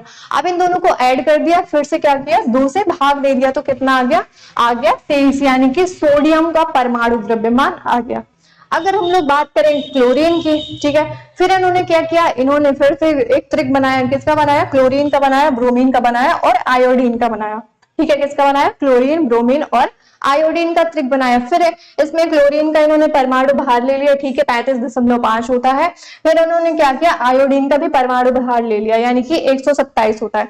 अब इन दोनों को ऐड कर दिया, ऐड करने के बाद फिर क्या किया, 2 से भाग दे दिया, तो इनका जो परमाणु द्रव्यमान था यानी कि जो हमारा ये ब्रोमीन था, इसका परमाणु द्रव्यमान आ गया, ठीक है, जो कि 81.55 करके इस तरह कुछ आता है, ठीक है। तो ये क्या था, ये था हमारे डाबेराइनर का त्रिक नियम, ठीक है, क्या था, डाबेराइनर का त्रिक सिद्धांत था, क्या था, फिर से एक बार रिपीट कर लेते हैं। देखो इन्होंने क्या किया, ये जो डाबेराइनर थे, ये कहाँ के वैज्ञानिक थे, ये जर्मन के वैज्ञानिक थे, जिनका पूरा जो नाम था वो था वुल्फगांग डाबेराइनर। इन्होंने क्या किया, इन्होंने कुछ तत्वों को उनके गुणधर्म और परमाणु द्रव्यमान के आधार पर 3-3 समूहों में बांटा, ठीक है, क्या किया, 3-3 समूह में बांटा, किसके आधार पर, इसने गुणधर्म के आधार पर और परमाणु भार यानी कि परमाणु द्रव्यमान के आधार पर। इनका नियम क्या था कि किसी भी त्रिक में, ठीक है, किसी भी त्रिक में यानी कि 3 तत्वों में के बीच वाले जो तत्व होगा उसका जो परमाणु द्रव्यमान होगा वो पहले और तीसरे के, ठीक है, पहले और तीसरे तत्व के परमाणु द्रव्यमान का औसत लगभग बराबर होता है, ठीक है, क्या होता है, बराबर होता है। जैसे इन्होंने लिथियम ले लिया, सोडियम ले लिया और पोटेशियम ले लिया, ये 3 त्रिक बना लिए, मतलब ये त्रिक बना लिया, 3 तत्वों का समूह बना लिया। अब इसमें इन्होंने क्या किया, इसमें इन्होंने किया कि लिथियम का और किसका ले लिया, और ले लिया पोटेशियम का परमाणु द्रव्यमान दोनों का ले लिया, ऐड कर दिया, इनको जोड़ दिया, फिर क्या किया, फिर इन्होंने किया 2 से भाग दे दिया, तो किसका परमाणु द्रव्यमान आ गया सोडियम का, यानी कि 23 आ गया, किसका है, सोडियम का परमाणु द्रव्यमान है, ठीक है। तो ये क्या था, ये था डाबेराइनर का त्रिक सिद्धांत। अब हम लोग यहाँ पे पढ़ेंगे, क्या पढ़ेंगे, न्यूलैंड का अष्टक नियम, ठीक है, क्या पढ़ेंगे, अब हम लोग पढ़ेंगे न्यूलैंड का अष्टक नियम, ठीक है, किसके बारे में पढ़ेंगे, न्यूलैंड के अष्टक नियम के बारे में पढ़ेंगे। तो ये जो आपके सामने फोटो दी गई हुई है, ये है आपके न्यूलैंड जी, ठीक है, जिन्होंने क्या दिया, जिन्होंने अष्टक नियम का सिद्धांत दिया। अब इसमें देखते हैं हम लोग कि न्यूलैंड ने, ठीक है, ये जो न्यूलैंड वैज्ञानिक थे, इन्होंने क्या किया, तत्वों को उनके बढ़ते परमाणु द्रव्यमान के अनुसार व्यवस्थित किया। ये जो न्यूलैंड थे, ठीक है, इन्होंने क्या किया, जो हमारे तत्व थे उनको परमाणु, ठीक है, उनको क्या किया, बढ़ते परमाणु द्रव्यमान के अनुसार व्यवस्थित किया, ठीक है, क्या किया, इन्होंने क्या किया, इन्होंने किया जो हमारे तत्व थे उनके बढ़ते परमाणु द्रव्यमान के आधार पर तत्वों को क्या किया, व्यवस्थित किया। अगला पॉइंट आपका दिया है कि प्रत्येक 8वां तत्व पहले तत्व के समान गुणधर्म वाला पाया गया। जब इन्होंने ऐसा किया, यानी कि जो तत्व है उसको क्या किया, उनके बढ़ते हुए परमाणु द्रव्यमान के आधार पर व्यवस्थित किया, तो उसमें उन्होंने क्या पाया कि जो प्रत्येक 8वां तत्व होता है, ठीक है, जो प्रत्येक 8वां तत्व होता है वो क्या करता है, वो समान गुणधर्म वाला पाया जाता है, यानी कि प्रत्येक 8वां तत्व पहले तत्व के, प्रत्येक 8वां तत्व जो है वो पहले तत्व के समान गुणधर्म वाला पाया गया। जैसे उदाहरण में इन्होंने लिथियम और सोडियम का जो किया वो क्या था, वो समान गुणधर्म था, ठीक है। इन्होंने क्या बताया, इन्होंने बताया कि जो प्रत्येक 8वां तत्व होता है वो पहले तत्व के समान गुणधर्म वाला होता है। जैसे लिथियम होगा और सोडियम होगा, क्या होगा, लिथियम और सोडियम क्या होंगे, समान धर्म वाले होंगे। ये किसने बताया, ये बताया न्यूलैंड जी ने, ठीक है, किसने बताया, न्यूलैंड जी ने बताया। लेकिन इनकी जो ये सीमा थी, लिमिट थी, यानी कि ये जो गुणधर्म समान होते हैं, प्रत्येक जो 8वां तत्व होता है वो पहले, है ना, पहले तत्व के समान गुणधर्म वाला होता है, इनकी जो लिमिट थी, यानी कि जो इन्होंने बताया वो जो लिमिट थी वो केवल और केवल हल्के तत्व पर ही लागू हुई। ठीक है, किसमें? सिर्फ और सिर्फ हल्के तत्वों पर ही लागू हुई, भारी तत्वों पर नहीं। ठीक है, इनकी जो ये लिमिट थी, जो सीमा थी इन्होंने बताई, इन्होंने जो अपना आस्टक नियम दिया उसमें क्या हुआ कि उसमें जो हल्के वाले तत्व थे सिर्फ और सिर्फ वहीं तक वो लागू हुआ नियम, बाकी उसके बाद लागू नहीं हुआ। ठीक है, क्या हुआ? बाकी उसके बाद लागू नहीं हुआ। यहां तक डन है। अगर आपको स्क्रीनशॉट लेना है तो एक बार जल्दी से स्क्रीनशॉट ले लीजिएगा, फिर आगे बढ़ते हैं अपन लोग। ठीक है, क्या करते हैं, फिर आगे बढ़ते हैं। अब देखो यहाँ पे एक पॉइंट आपको नोट करना है कि ये जो न्यूलैंड थे, इनके टाइम पे कितने तत्व थे? 56 तत्व थे। ठीक है, कितने थे? 56 तत्व थे। ठीक है, जो न्यूलैंड थे इनके टाइम पे कितने तत्व थे? इनके टाइम पे 56 यानी कि 55 तत्व थे। ठीक है, आप देखो अब ये क्या है, ये हमारा है न्यूलैंड का अष्टक नियम। अभी पीछे हमने पढ़ा था कि इन्होंने क्या बताया था, इन्होंने जो अपना अष्टक नियम दिया था उसमें बताया था कि जो हमारा प्रत्येक 8वां तत्व जो होता है वो पहले तत्व के समान गुणधर्म वाला होता है। ठीक है, क्या होता है? पहले मतलब प्रत्येक 8वां तत्व जो होगा वो पहले तत्व के समान गुणधर्म वाला होगा। जैसे इन्होंने जो अपना नियम दिया था उसमें, जैसे आप सभी लोगों को पता है कि हमारा एक गाना होता है, क्या होता है? सारे गामा पाधानी। क्या होता है कि सारे गामा पाधानी, ये तो अपने इंडिया का है, लेकिन ये क्या था भाई, ये फॉरेन कंट्री के थे। तो इन्होंने इनका जो सॉन्ग था वो क्या था? डो रे मी फा सो ला टी। ठीक है, क्या था? डो रे मी फा सो ला टी, ये क्या था? ये इनका गाना था। ठीक है, इन्होंने जो अपना अष्टक नियम दिया वो एक गाने के रूप में दिया। ठीक है, किसके रूप में? गाने के रूप में। जैसे अपन लोगों के यहाँ यानी कि इंडिया में होता है ना सारे गामा पाधानी, है ना, सारे गामा पाधानी। फिर उसके बाद क्या आता है? नी के बाद फिर से सा आता है, सारे गामा पाधानी सा, ना आता है ना, एक बार ट्राई करो, आता है ना। तो वो इन्होंने क्या दिया था? अष्टक नियम दिया था। तो इन्होंने बताया था कि जो प्रत्येक 8वां तत्व होगा वो पहले तत्व के, प्रत्येक 8वां तत्व जो होगा वो पहले तत्व के समान गुणधर्म वाला होगा। लेकिन इनकी जो ये सीमा थी, जो लिमिट थी, वो सिर्फ और सिर्फ हल्के तत्वों पर ही लागू हुई, जो भारी तत्व थे उन पर लागू नहीं हुई। अब यहाँ पे देखो, पहले इन्होंने किसको रखा? हाइड्रोजन को रखा। ठीक है, फिर उन्होंने रखा लिथियम को। अब आप लोग कहेंगे कि दीदी हीलियम कहाँ गया, है ना, क्योंकि हाइड्रोजन के बाद हीलियम तो आता है। लेकिन उस टाइम पे क्या हुआ था? उस टाइम पे हीलियम की खोज नहीं हुई थी। ठीक है, उस टाइम पे क्या था? हीलियम की खोज नहीं हुई थी। तो हमारा हाइड्रोजन था, लिथियम था। हाइड्रोजन के बाद हीलियम, लिथियम, बेरिलियम, फिर बोरान, फिर कार्बन, नाइट्रोजन, ऑक्सीजन, है ना, फ्लोरीन, नियान। जैसे नियान भी नहीं था यहाँ पे क्या है? यहाँ पे सोडियम है ना, फ्लोरीन के साथ। फ्लोरीन के बाद क्या है? सोडियम आ गया। आपका नियान कहाँ गया? नियान नहीं था। क्यों? क्योंकि उस टाइम पर उसकी खोज नहीं होती। तो सबसे पहले इन्होंने क्या किया? हाइड्रोजन लिया, लिथियम लिया, बेरिलियम लिया, बोरान लिया, कार्बन लिया, नाइट्रोजन लिया और ऑक्सीजन लिया। तो कितने तत्व है यहाँ पे? देखो, 1 हो गया, 2, 3, 4, 5, 6, 7, 8, 8 हो गए। तो इन्होंने क्या किया था? अपने अष्टक नियम पे यही तो बताया था ना कि प्रत्येक जो 8वां तत्व होता है वो पहले तत्व के समान गुणधर्म वाला होता है। पहला हमारा hydrogen, lithium, beryllium, boron, carbon, nitrogen और ऑक्सीजन। ठीक है, 8 हो गए, 8 तत्व हो गए। अब ये जो क्या होगा? ये जो हाइड्रोजन होगा और हमारा क्या होगा? फ्लोरीन होगा। हाइड्रोजन के नीचे क्या आ रहा है? इनका फ्लोरीन आ रहा है। ठीक है, क्या आ रहा है? फ्लोरीन आ रहा है। Hydrogen, helium, lithium, beryllium, boron, carbon, nitrogen और ऑक्सीजन। तो इन्होंने क्या बताया था कि प्रत्येक जो 8वां तत्व होता है वो पहले तत्व के समान क्या होता है? पहले तत्व के समान गुणधर्म वाला होता है। ठीक, तो इसमें देखो, जैसे सारे गामा पाधानी, है ना, क्या आता है? सारे गामा पाधानी। तो इसका जो 8वां तत्व होगा वो क्या होगा? वो पहले तत्व के जैसे समान गुणधर्म वाला होगा। क्या होगा? पहला तत्व जो होगा वो 8वां तत्व जो होगा वो पहले तत्व के समान गुणधर्म वाला होगा। पहला तत्व क्या है? हाइड्रोजन है। दूसरा है लिथियम है। तीसरा है बेरिलियम, फिर बोरान, फिर कार्बन, फिर नाइट्रोजन, फिर है ऑक्सीजन, है ना। फिर हमारा आता है फ्लोरीन आ गया, फिर हमारा सोडियम आ गया। यहाँ पे नियान नहीं है, क्यों? क्योंकि उस टाइम पे नियान की खोज नहीं हुई थी। मैग्नीशियम, एल्यूमिनियम, सिलिकॉन हो गया, फास्फोरस हो गया, सल्फर हो गया, फिर क्लोरीन हो गया, फिर आपका पोटेशियम हो गया, फिर आपका कैल्शियम हो गया, फिर आपका क्रोमियम हो गया, फिर आपका टाइटेनियम हो गया, मैग्नीज हो गया, फिर आपका आयरन हो गया। ठीक है, क्या हो गया? आपका आयरन हो गया।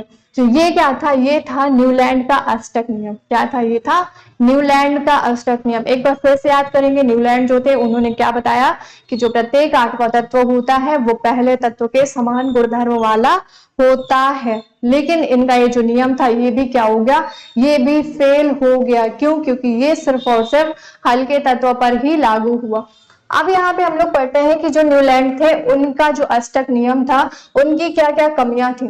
ठीक है, न्यूलैंड का जो अष्टक नियम था, क्योंकि देखो भाई कोई भी चीज होगी, आप कोई भी चीज करोगे, है ना, मान लो आप कोई भी काम कर रहे हो, ठीक है, कोई भी काम कर रहे हो, मान लो कोई भी काम कर रहे हो, आप खेल रहे हो, आप पढ़ाई कर रहे हो, है ना, तो वहां पे क्या होगा कि कई लोग आएंगे ना कि जो आपकी कमियां गिनाएंगे, है ना। मान लो आप पढ़ाई कर रहे हो, आप ऐसे बिस्तर पे लेट के पढ़ाई कर रहे हो, वहां पे है ना आपकी मम्मी आ गई, दीदी आ गए, भैया आ गए, तो आपको बोलेंगे ना कि ऐसे पढ़ाई नहीं होती है, ऐसे टेबल और चेयर पे बैठ के पढ़ाई किया करो, है ना। आप बिस्तर पे लेट के पढ़ाई कर रहे हो, पढ़ाई तो कर रहे हो लेकिन गलत तरीके से कर रहे हो ना, तो फिर आएंगे वो आपको बताएंगे कि नहीं ऐसे नहीं करते हैं, है ना। वो जो आपकी कमी होगी वो बता देंगे कि ऐसे बेटा नहीं करते हैं, आप टेबल ले लो, चेयर ले लो, उस पर बैठ के पढ़ो, है ना। तो इसलिए जो न्यूलैंड थे उनका जो अष्टक नियम था, ठीक है, उसके भाई जो उन्होंने नियम दिया उसकी कोई ना कोई कमियां भी थी, क्योंकि आप कोई भी काम करोगे, ठीक है, वो बिल्कुल से परफेक्ट नहीं होगा, उसकी कोई ना कोई कमियां भी होंगी। ठीक है, तो यहाँ पे हम लोग उसी के बारे में बात करेंगे कि जो न्यूलैंड थे उनका जो अष्टक नियम था उसकी क्या क्या कमियां थी। तो पहला अगर हम लोग बात करें, ठीक है, अगर पहले कमी की बात करें तो पहले क्या थी, यह नियम केवल हल्के तत्वों पर, ये जो नियम था इनका जो अष्टक नियम था ये किस पे, ये केवल और केवल हल्के तत्वों पर यानी कि लाइट एलिमेंट्स पर ही लागू हुआ।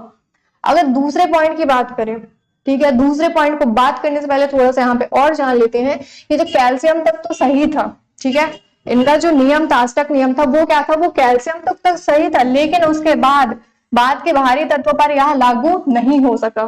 ठीक है, क्या हुआ कि कैल्शियम तो सही था, लेकिन इनके टाइम पे कितने तत्व थे भाई, 56 तत्व थे ना। न्यूलैंड के टाइम पे कितने तत्व थे, 56 तत्व थे। 56 में सिर्फ कैल्शियम का हमारा परमाणु क्रमांक कितना है, 20 है ना, सिर्फ और सिर्फ 20 ही है। 20 के बाद और जितने भी तत्व हैं वो कहाँ जाएंगे, है ना, उनपे तो ये नियम लागू ही नहीं हुआ। तो ये क्या थी, ये इनकी कमी थी कि ये जो इनका नियम था ये केवल हल्के तत्वों पर ही लागू हुआ। कैल्शियम तक तो सही था, इनका जो नियम था वो कैल्शियम तक सही था, लेकिन उसके बाद भारी तत्वों पर ये लागू नहीं हो सका, यानी कि सिर्फ और सिर्फ 20 परमाणु क्रमांक कैल्शियम तक ही इनका जो नियम था वो लागू हुआ, उसके बाद नहीं हुआ। अगली इनकी जो कमी थी, है ना, जो दूसरी इनकी कमी थी वो क्या थी, नए तत्वों की खोज होने पर, ठीक है, क्या हुआ, नए तत्वों की खोज होने पर असफल हो गया, क्योंकि उन्हें जगह देने के लिए कोई स्थान नहीं था। इन्होंने क्या किया, इन्होंने अभी देखो पीछे वाली है जो यहाँ पे हमने साड़ी देखी थी, ठीक है, हाइड्रोजन के बाद हमारा यहाँ पे क्या होना चाहिए, हीलियम के लिए स्थान होना चाहिए, बट नहीं है। इन्होंने सीधे क्या किया, इन्होंने सीधे लिथियम को उठा के रख दिया। ठीक है, क्या किया इन्होंने, सिर्फ लिथियम को उठा के रख दिया, हीलियम की जगह ही नहीं है ना। तो वही चीज यहाँ पे भी कह रहा है कि इनका जो नियम था वो इसलिए उसमें ये भी कमी थी कि इन्होंने क्या किया, इन्होंने नए तत्वों के लिए कोई स्थान नहीं दिया, ठीक है, कोई भी जगह नहीं छोड़ी। ठीक है, फिर इनका तीसरी जो कमी थी वो क्या थी कि न्यूलैंड थे उन्होंने क्या किया, तत्वों को उनकी परमाणु द्रव्यमान, जो तत्व थे उनको क्या किया, उनके परमाणु द्रव्यमान यानी कि एटॉमिक मास के आधार पर क्या किया था, सजाया था। किसके आधार पर सजाया था, एटॉमिक मास, यानी कि उनका जो परमाणु द्रव्यमान होता है उसके हिसाब से उन्होंने रखा था, लेकिन ये क्या था, ये गलत था। ठीक है, लेकिन सभी तत्वों के जो सभी तत्व हैं उनके गुणधर्म इस क्रम से मेल नहीं खा पाए। जो सभी तत्व थे, जितने भी तत्व थे, उनके जो गुणधर्म थे इस मतलब ये जो इन्होंने इस क्रम में रखा, किस में रखा कि उनके जो परमाणु क्रमांक है, सॉरी परमाणु जो भार है, जो हमारे तत्व हैं उनको किस प्रकार से इन्होंने रखा था, परमाणु द्रव्यमान के आधार पर रखा था। लेकिन क्या हुआ, लेकिन जो सभी और तत्व थे उनके गुणधर्म जो थे वो इस क्रम में क्या हुए, मेल नहीं खा पाए। ये क्या थी, ये थी न्यूलैंड की कमियां। ठीक है, न्यूलैंड का जो अष्टक नियम था उसकी कमियां थी। चौथा नंबर दिया है कि एक ही खाने में, ठीक है, क्या किया इन्होंने, एक ही खाने में उनसे कई तत्व रख दिए जिनके गुणधर्म आपस में बिल्कुल अलग थे। इन्होंने क्या किया, एक ही खाने में, ठीक है, एक ही खाने में क्या किया, कई तत्वों को रख दिया जिनके जो गुणधर्म थे वो बिल्कुल से अलग थे। जैसे यहाँ पे देखो, यहाँ पे इन्होंने क्या किया, कोबाल्ट को और निकिल को क्या किया, जो कोबाल्ट है और निकेल है उन दोनों को साथ में रख दिया। लेकिन यहाँ पे क्या हो रहा है, यहाँ पे क्या हो रहा है भाई, कोबाल्ट और निकेल दोनों के गुणधर्म सेम है? नहीं है। सेम है? नहीं है, बिल्कुल नहीं है। और इसी तरह यहाँ पे भी इन्होंने क्या किया, दोनों को साथ में रख दिया, तो ये भी क्या थी, ये भी इनकी एक कमी थी। ठीक है, तो इन्होंने क्या किया था कि इन्होंने एक ही स्लॉट में यानी कि एक ही खाने पर क्या किया, कई तत्वों को रख दिए जिनके जो गुणधर्म थे वो बिल्कुल से अलग थे, यानी कि बिल्कुल से मेल नहीं खा रहे थे, बिल्कुल से अलग थे। मान लो आप हो और आपका एक दोस्त है, ठीक है, क्या है, आप हो और आपका एक दोस्त है, मतलब दोनों के क्या है, दोनों के जो गुण है वो अलग अलग है, दोनों पे मेल नहीं खा रहा है। ठीक है, मतलब वो वाला बेस्ट वाला फ्रेंड नहीं, एक दूसरा फ्रेंड जैसे, मतलब ठीक है बोलते तो हो आप लोग ठीक ठाक है, लेकिन क्या है, मतलब अच्छी बॉन्डिंग नहीं है। अब क्या करें, अब दोनों को अगर एक साथ ही रख दें, अगर दोनों को एक साथ ही रख दें तो कैसा होगा, कैसा होगा बताओ, कैसे होगा? दोनों के आपस में जो गुण है वो तो मैच खाएंगे नहीं, है ना, फिर क्या होगी, फिर लड़ाई होगी, फिर मार झगड़ा होगा, है ना। तो इन्होंने क्या किया था, इन्होंने एक ही स्लॉट पे क्या किया था, एक से अधिक तत्वों को रख दिया था। ठीक है, जैसे कोबाल्ट और निकिल को, है ना, जैसे क्या किया था, जैसे इन्होंने कोबाल्ट और निकिल को एक साथ रख दिया था, फ्लोरीन क्लोरीन, है ना, जैसे हाइड्रोजन तत्वों को एक साथ रख दिया था, जो फ्लोरीन था क्लोरीन था, ये जो हाइड्रोजन तत्व थे इनको क्या किया था, इनको हाइड्रोजन में रख दिया था। ठीक है, जो फ्लोरीन था क्लोरीन था, जैसे हाइड्रोजन साथ जो थे, मतलब हाइड्रोजन तत्व जो थे इनको क्या किया था, इनको भी साथ में ही रख दिया था। अगले पॉइंट की बात करें तो अगला पॉइंट दिया है लोहे, है ना, जो लोहा है हमारा, आयरन जो है, ठीक है, लोहा आयरन जैसे महत्वपूर्ण तत्व को उनके कोबाल्ट, उनसे क्या किया, कोबाल्ट और निकल जैसे तत्वों के साथ रखा, जबकि इनके गुणधर्म जो थे वो बिल्कुल से अलग थे। पांचवी गलती इनकी क्या थी कि इन्होंने लोहा, ठीक है, जो हमारा आयरन है, जैसे महत्वपूर्ण तत्वों को, जो हमारा आयरन है यानी कि लोहा है, लोहा के जैसे महत्वपूर्ण जो तत्व थे उनको क्या किया, उनको कोबाल्ट और निकेल जैसे, ठीक है, कोबाल्ट और निकेल के जैसे तत्वों के साथ रखा, जबकि इनके जो गुणधर्म थे वो बिल्कुल से अलग थे। क्या थे, बिल्कुल से अलग थे। ठीक है, तो ये क्या थी, ये थी जो हमारे न्यूलैंड जी थे उनकी ये कमियां थी। ठीक है, जिन्होंने क्या किया था, न्यूलैंड का अष्टक नियम दिया था। ठीक है, तो ये चीज आपको याद रखनी है, क्योंकि आपके एग्जाम में यहाँ से क्वेश्चन पूछा जाता है कि न्यूलैंड का अष्टक नियम लिखिए। साथ ही साथ ये भी आपसे पूछ लिया जाएगा कि उनकी जो कमियां थी, है ना, अष्टक नियम की जो कमियां थी उनको भी लिखिए। तो आपको ये चीजें याद रखनी है। अब हम लोग पढ़ेंगे मेंडलीव का आवर्त नियम। ठीक है, क्या पढ़ेंगे, अब हम लोग पढ़ेंगे मेंडलीव, जो हमारे वैज्ञानिक थे उनका आवर्त नियम पढ़ेंगे। तो एक बार जल्दी से आप सभी लोग नीचे कमेंट सेक्शन में कमेंट करके बताएंगे, क्या बताएंगे, है ना, बताएंगे कि जो टोटल तत्व है उनकी जो टोटल संख्या है ना, जो टोटल तत्व है यानी कि कुल तत्व की जो संख्या है वो कितनी है। एक बार जल्दी से आप सभी लोग मुझे क्या करेंगे, कमेंट सेक्शन में कमेंट करके बता देंगे। ठीक है, क्या करेंगे, कमेंट सेक्शन में कमेंट करके बता देंगे जल्दी से। और अभी तक अगर आप लोगों ने वीडियो को शेयर नहीं किया है तो जल्दी से एक बार आप वीडियो को अपने दोस्तों के साथ शेयर कर देंगे। और नीचे डिस्क्रिप्शन में क्या दी हुई है, नीचे डिस्क्रिप्शन में टेलीग्राम की लिंक दी हुई है, जहां से आप टेलीग्राम चैनल को ज्वाइन कर सकते हैं। टेलीग्राम पे आप सभी को फ्री में नोट्स प्रोवाइड की जाएंगी, यानी कि handwritten notes complete science की, प्लस ये जो पैनल पीडीएफ है ये भी आपको वहीं पे मिलेगा। कहाँ पे मिलेगा, टेलीग्राम पे मिलेगा। ठीक है, चलिए अब हम लोग पढ़ेंगे मेंडलीव का आवर्त नियम। हमने क्या क्या पढ़ लिया, हमने पढ़ लिया डावेराइनर का तंत्रिक नियम, हमने पढ़ लिया न्यूलैंड का अष्टक नियम। अब हम लोग पढ़ेंगे, क्या पढ़ेंगे, मेंडलीव का आवर्त नियम। ठीक है, क्या पढ़ेंगे, मेंडलीव का आवर्त नियम पढ़ेंगे। देखो ये जो मेंडलीव थे ना, इनके टाइम पर कितने तत्व थे, 63 तत्व थे।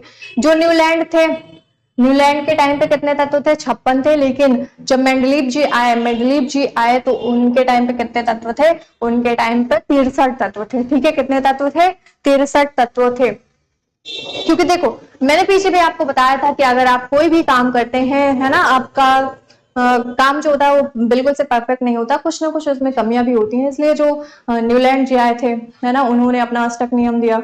उसके बाद क्या हुआ, उसमें कमियां निकाली गई, है ना। कमियां निकालने के बाद फिर हमारे मेंडलीव जी आए, उन्होंने क्या किया कि चलो ठीक है, अब तुम दोनों लोग हटो, अब मैं अपना, है ना, अब मैं अपना आवर्त नियम दूंगा।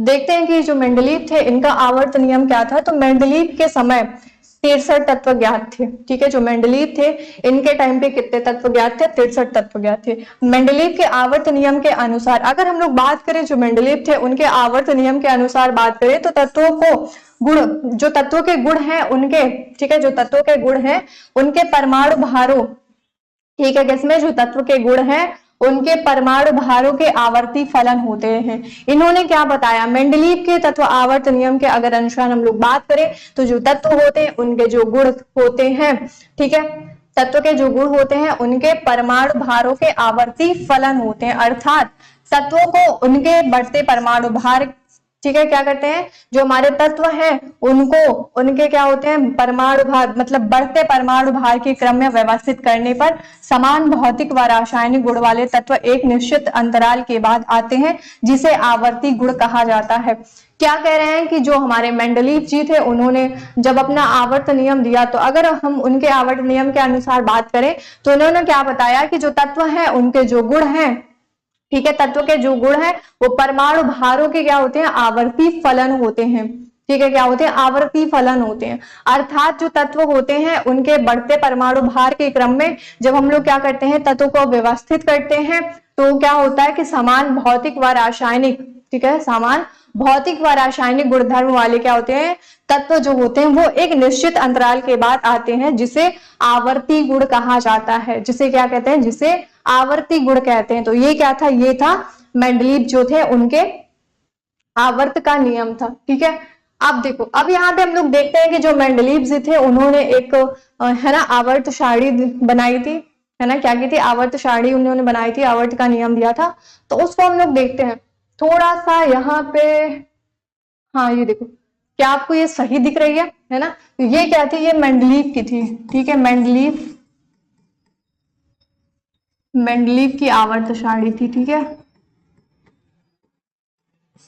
मेंडलीव की आवर्त सारणी थी। तो इसमें इन्होंने क्या किया, इसमें इन्होंने, ठीक है, समूह बनाए। ठीक है, क्या बनाए, समूह बनाए, समूह में, ठीक है, फिर उसके बाद इन्होंने क्या दिया, इन्होंने आवर्त भी बनाए। अभी ये समझ नहीं आएगा लेकिन एक बार इसको देख लो। ठीक है, ये क्या थी, ये हमारे मेंडलीव जी ने ये जो आवर्त सारणी बनाई थी वो कुछ इस प्रकार थी। यहाँ पे सबसे पहले पढ़ते हैं मेंडलीव की आवर्त सारणी के बारे में, थोड़ा सा यहाँ पे पढ़ते हैं तो आगे चीजें हमें समझ में आएंगी। ठीक है, तो तत्वों को उनके परमाणु द्रव्यमान के अनुसार व्यवस्थित किया गया। जो मेंडलीव जी थे उन्होंने क्या किया, उन्होंने जब तत्वों का आवर्त मतलब आवर्त वर्गीकरण किया तो उन्होंने उसमें क्या किया कि जो हमारे तत्व थे उनके परमाणु द्रव्यमान के अनुसार व्यवस्थित किया। क्या किया, परमाणु द्रव्यमान के अनुसार व्यवस्थित किया। और यही चीज क्या की थी, यही चीज जो न्यूलैंड थे उन्होंने भी यही चीज की थी। ठीक है, एक पंक्ति बनाई जिसको हम लोग क्या कहते हैं, आवर्त यानी कि पीरियड कहते हैं। एक स्तंभ, ठीक है, एक पंक्ति होगी और एक क्या होगा, आवर्त स्तंभ होगा जिसको हम लोग समूह कहेंगे यानी कि ग्रुप कहेंगे। ठीक है, समान गुणधर्म वाले तत्वों को एक ही स्तंभ में रखा। जो मेंडलीव थे उन्होंने क्या किया, उन्होंने एक आवर्त बनाई और एक समूह बनाया जिसमें उन्होंने क्या किया, समान गुणधर्म वाले तत्वों को एक ही स्तंभ में रखा, यानी कि जो समान गुणधर्म वाले तत्व हैं उनको क्या किया, उनको एक ही ग्रुप में रखा। स्तंभ का क्या है, स्तंभ का हम लोग समूह कहते हैं यानी कि ग्रुप कहते हैं। फिर अध्याय यहाँ पे कि अज्ञात तत्व, ठीक है, जो अज्ञात तत्व थे यानी कि जिनकी खोज नहीं हुई थी मेंडलीव जी के समय पे, क्योंकि इनके समय पे कितने तत्व थे, 63 थे, है ना, तो 63 थे, लेकिन अब कितने, अब 118 हैं, है ना। तो इन्होंने क्या किया कि अज्ञात तत्वों जैसे हमारा जर्मेनियम हो गया, गैलियम हो गया के लिए स्थान छोड़ा। इन्होंने एक चीज बहुत अच्छी की, है ना, जो कि न्यूलैंड ने नहीं की थी। न्यूलैंड ने क्या किया था कि उन्होंने जो मतलब तत्व आएंगे जिनकी खोज होगी उनके लिए उन्होंने स्थान नहीं छोड़ा था, और क्या किया था उन्होंने, ठीक है, कॉपर और निकेल जैसे तत्वों को एक साथ रख दिया था, यानी कि एक समूह में उन्होंने कई तत्वों को रख दिया था। लेकिन जो मेंडलीव जी थे उन्होंने क्या किया, उन्होंने जब तत्वों का आवर्त वर्गीकरण किया तो उन्होंने उसमें क्या किया कि जो अज्ञात तत्व थे यानी कि जिन तत्वों की खोज नहीं हुई थी उनके लिए भी ये क्या किए, ये स्थान छोड़ दिए थे। ठीक है, क्या किए थे, स्थान छोड़ दिए थे और उनके गुणों की भविष्यवाणी कर दी थी। ठीक है, क्या कर दी थी, और उनके गुणों की भविष्यवाणी कर दी थी। जैसे आप सभी लोग देखते होंगे ना कि मान लो जैसे ऐसे होगा, कोई होगा वो बोलेगा कि कल बारिश होगी, है ना, क्या होगा, कल बारिश होगी, या फिर बोलेगा परसों ऐसा ऐसा होगा, है ना। तो वो क्या करता है, उसे कहेंगे कि वो भविष्यवाणी कर दिया, है ना, क्या कर दिया, भविष्यवाणी कर दिया। लेकिन असली भविष्यवाणी तो यहाँ पे हो रही है है ना, मेंडलीव जी करके गए हैं। क्या करके गए हैं कि जो अज्ञात तत्व थे, यानी कि जिनकी मतलब खोज नहीं हुई थी, उनके लिए क्या कर गए थे, भविष्यवाणी कर गए थे, प्लस इन्होंने उनके लिए जगह भी छोड़ दी थी। ठीक है, तो ये क्या थी, ये थी हमारे मेंडलीव की आवर्त सारणी। ठीक है, क्या थी, मेंडलीव की आवर्त सारणी थी, जो कि यहाँ पे दी हुई है। ये क्या है, ये मेंडलीव की आवर्त सारणी है। इसमें इन्होंने क्या किया था, इसमें इन्होंने ये क्या था कि जो भी तत्व है उनके द्रव्यमान के बढ़ते क्रम में रखा था। ठीक है, अब देखते हैं, जैसे हमारा यहाँ पे हाइड्रोजन हो गया। ठीक है, हाइड्रोजन हो गया, हीलियम तो था नहीं, है ना, उस टाइम पे क्या था, उस टाइम पे हीलियम तो था नहीं, तो हीलियम के लिए इन्होंने क्या किया था, इन्होंने जगह छोड़ी थी। फिर लिथियम हो गया, सोडियम हो गया, है ना, पोटेशियम हो गया, फिर यहाँ पे कॉपर हो गया, लिथियम, देखो हाइड्रोजन के बाद हीलियम नहीं है, फिर lithium, beryllium, boron, carbon, nitrogen, oxygen, fluorine, फिर आपका सोडियम आ गया, है ना, फ्लोरीन के बाद नियान है, नियान के लिए ये देखो यहाँ पे जगह छुटी हुई है ना, ये यहाँ पे खाली स्थान है, नियान आएगा। फिर आपका सोडियम हो गया, magnesium, aluminium, silicon, phosphorus, sulphur, chlorine हो गया, है ना। फिर जैसे आपका आर्गन हो गया, आर्गन के लिए भी इन्होंने क्या किया, इन्होंने जगह छोड़ दी, जो कि बहुत अच्छी बात इन्होंने की थी, है ना। तो ये जो थी हमारी, ये क्या थी, ये मेंडलीव की आवर्त सारणी थी। ठीक है, क्या थी, ये मेंडलीव की आवर्त सारणी थी, जिसमें इन्होंने क्या किया, इसमें इन्होंने किया था आवर्त बनाया था। ठीक है, क्या किया था, आवर्त बनाया था और समूह बनाया था। ये क्या है, ये हमारे आवर्त हैं। ठीक है, ये क्या है, ये आवर्त है। और अगर इधर वाली की बात करें तो ये क्या है, ये हमारे समूह है। अरे ये क्या है, ये समूह है। ठीक है, और ये क्या है, ये हमारे आवर्त है। ठीक है, तो मेंडलीव ने क्या किया था, मेंडलीव ने आवर्त दिया था और स्तंभ यानी कि समूह दिया था। ठीक है, जिसमें इन्होंने क्या किया था, जब इन्होंने अपनी आवर्त सारणी बनाई, यानी कि आवर्त सारणी का वर्गीकरण किया, तो इसमें इन्होंने क्या किया था कि जो भी बिना मतलब जिनकी खोज नहीं हुई है, उन तत्वों के लिए भी इन्होंने स्थान छोड़ा था, और साथ ही साथ क्या किया था, तत्वों को उनके परमाणु के बढ़ते क्रम पे रखा था। ठीक है, अब यहाँ पे हम लोग बात करते हैं मेंडलीव की आवर्त सारणी के दोष। क्योंकि देखो भाई, कोई भी काम है, कोई भी अगर अच्छा काम कर रहा है तो उसके पीछे चार लोग लगे होंगे ना कि उसकी बुराई गिनाते हैं, है ना, कि कौन कौन से इसने कमियां कर दी इसमें। जैसे आप ही लोग करो, है ना, आप लोग, आप कुछ काम कर रहे हो, है ना, कोई भी चीज कर रहे हो, आप कोई भी काम कर रहे हो, उसमें उसके पीछे कई लोग लगे होंगे, वो आपको बताएंगे कि नहीं ऐसा नहीं वैसा है, ये तुमने गलत किया, वो गलत किया, है ना, कई सारे लोग होते हैं। तो इसी तरह जो मेंडलीव जी थे, जब इन्होंने अपना आवर्त नियम दिया तो इनके नियम में भी कुछ कमियां आई। जैसे हमारे जो न्यूलैंड थे, उनके नियम में आई थी, है ना, अष्टक नियम दिया था उन्होंने, उनकी भी कई सारी कमियां थी। इसी तरह जो मेंडलीव जी थे, इनकी भी कई सारी कमियां थी। अब देखते हैं कौन कौन सी थी। पहला तो दिया है, मेंडलीव की आवर्त सारणी में हाइड्रोजन का सही स्थान नहीं दे पाए। जो मेंडलीव थे उन्होंने क्या किया, उन्होंने हाइड्रोजन का सही स्थान नहीं दे पाया, पहली कमी इनकी ये थी। दूसरा अगर बात करें तो समस्थानिकों व संभारिकों का आवर्त सारणी में स्थान देना कठिन था। इन्होंने क्या किया, अब देखो यहाँ पे दो शब्द आए हैं, पहला आया है समस्थानिक और दूसरा आपका आया है संभारिक। ठीक है, क्या आया है, समस्थानिक आया है और संभारिक आया है। अगर मैं बात करूं समस्थानिक की, ठीक है, यहाँ पे अगर मैं बात करूं समस्थानिक की, तो देखो इसके नाम से ही पता चल रहा है, क्या हो रहा है, इसके नाम से ही पता चल रहा है समस्थानिक, है ना, क्या पता चल रहा है, समस्थानिक। तो समस्थानिक हम उसको कहते हैं जिसका जो परमाणु क्रमांक होता है, ठीक है, जिसका जो परमाणु क्रमांक होता है, परमाणु क्रमांक क्या होगा, समान होगा। ठीक है, परमाणु क्रमांक क्या होगा, समान होगा, उसको हम लोग क्या बोलेंगे, उसको हम लोग समस्थानिक बोलेंगे। जैसे आपका जो हाइड्रोजन होता है, ठीक है, क्या होता है, हाइड्रोजन के 3 समस्थानिक होते हैं। ठीक है, कितने समस्थानिक होते हैं, 3 समस्थानिक होते हैं, 1H1, 1H2, 1H3। ठीक है, क्या होता है, हाइड्रोजन जो होता है उसके 3 समस्थानिक होते हैं, यानी कि इन तीनों का जो परमाणु क्रमांक है वो तो समान है, लेकिन इनका जो परमाणु भार है वो क्या है, वो अलग अलग है। तो अगर ये है तो ये क्या होंगे, ये हमारे समस्थानिक होंगे। ठीक है, क्या होंगे, ये हमारे समस्थानिक होंगे। अगर यहीं पे अगर मैं बात करूं संभारिक की, तो संभारिक से भी देखो पता चल रहा है, संभारिक यानी कि इनका जो परमाणु भार होगा वो क्या होगा, वो समान होगा। ठीक है, क्या होगा, इनका जो परमाणु भार होगा, ठीक है, क्या होगा, परमाणु जो भार होगा वो क्या होगा, वो समान होगा, किसका, जो हमारे संभारिक होंगे। ठीक है। समस्थानिक वो होते हैं कि जिनका परमाणु क्रमांक क्या होता है, समान होता है, बट परमाणु भार जो होता है वो अलग अलग होता है। अगर वहीं पे हम लोग संभारिक की बात करें तो संभारिक ऐसे तत्व होते हैं जिनका जो परमाणु क्रमांक होता है वो अलग अलग होता है, लेकिन उनका परमाणु भार जो होता है वो क्या होता है, वो एक समान होता है। ठीक है, क्या होता है, एक समान होता है। अब जल्दी से आप लोग मुझे कमेंट सेक्शन में कमेंट करके बताएंगे, क्या बताएंगे कि जो हमारे समस्थानिक हैं, ठीक है, क्या है, जो हमारे समस्थानिक है। पहला तो मैंने आपको बता दिया कि हमारा हाइड्रोजन हो गया, लेकिन अब आप लोग बताएंगे कि दूसरा जो हमारा समस्थानिक होता है वो कौन सा होता है। ठीक है, क्या करेंगे, दूसरा समस्थानिक आपको बताना है कि कौन सा आपका होगा। ठीक है, चलो इतना डन है। अब एक बार जल्दी से आप लोग क्या करेंगे, स्क्रीनशॉट लेंगे, बट स्क्रीनशॉट लेने से पहले अभी यहाँ तो पूरा तो कर ले। अब देखो अगला पॉइंट दिया हुआ है कि कुछ भिन्न गुणों वाले तत्वों को एक साथ रखा गया।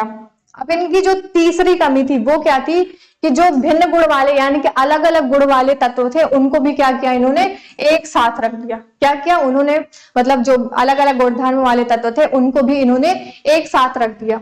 जैसे कि क्षार धातुएं है ना, जो हमारी क्षार धातुएं होती हैं, लिथियम, सोडियम, पोटेशियम, जो हमारी है क्षार धातुएं हैं, अत्यधिक क्रियाशील हैं। ठीक है, जो हमारी क्षार धातुएं ये क्या है, ये अत्यधिक क्रियाशील हैं, जिन्हें कम क्रियाशील मुद्रा धातुएं जैसे कॉपर हो गया, है ना, हमारा Au यानी कि ऑर्गन हो गया, ठीक है, क्या हो गया, सिल्वर हो गया, और हमारा Ao यानी कि सोना हो गया, के साथ प्रथम वर्ग में रख दिया। ठीक है, इन्होंने क्या किया, इन्होंने जो हमारी ये क्षार धातुएं थी जो कि अधिक क्रियाशील थी, जो हमारी क्षार धातुएं थी, सोडियम, हमारा पोटेशियम, हमारा क्या कहते हैं लिथियम हो गया, ये जो हमारी क्षार धातुएं थी जो कि क्या थी, अधिक क्रियाशील थी, इनको क्या किया, इनको इन्होंने क्रियाशील मुद्रा धातुएं, ठीक है, क्रियाशील मुद्रा धातुएं क्या है, जो कि हमारी क्रियाशील होती हैं, है ना, अत्यधिक क्रियाशील होती हैं, क्या है ये, कम क्रियाशील। ठीक है, एक बार फिर से देख लेंगे, यहाँ पे थोड़ा कंफ्यूजन हो रहा है बट करना नहीं है। ठीक है, क्या हो रहा है कि जैसे हमारी क्षार धातुएं हैं,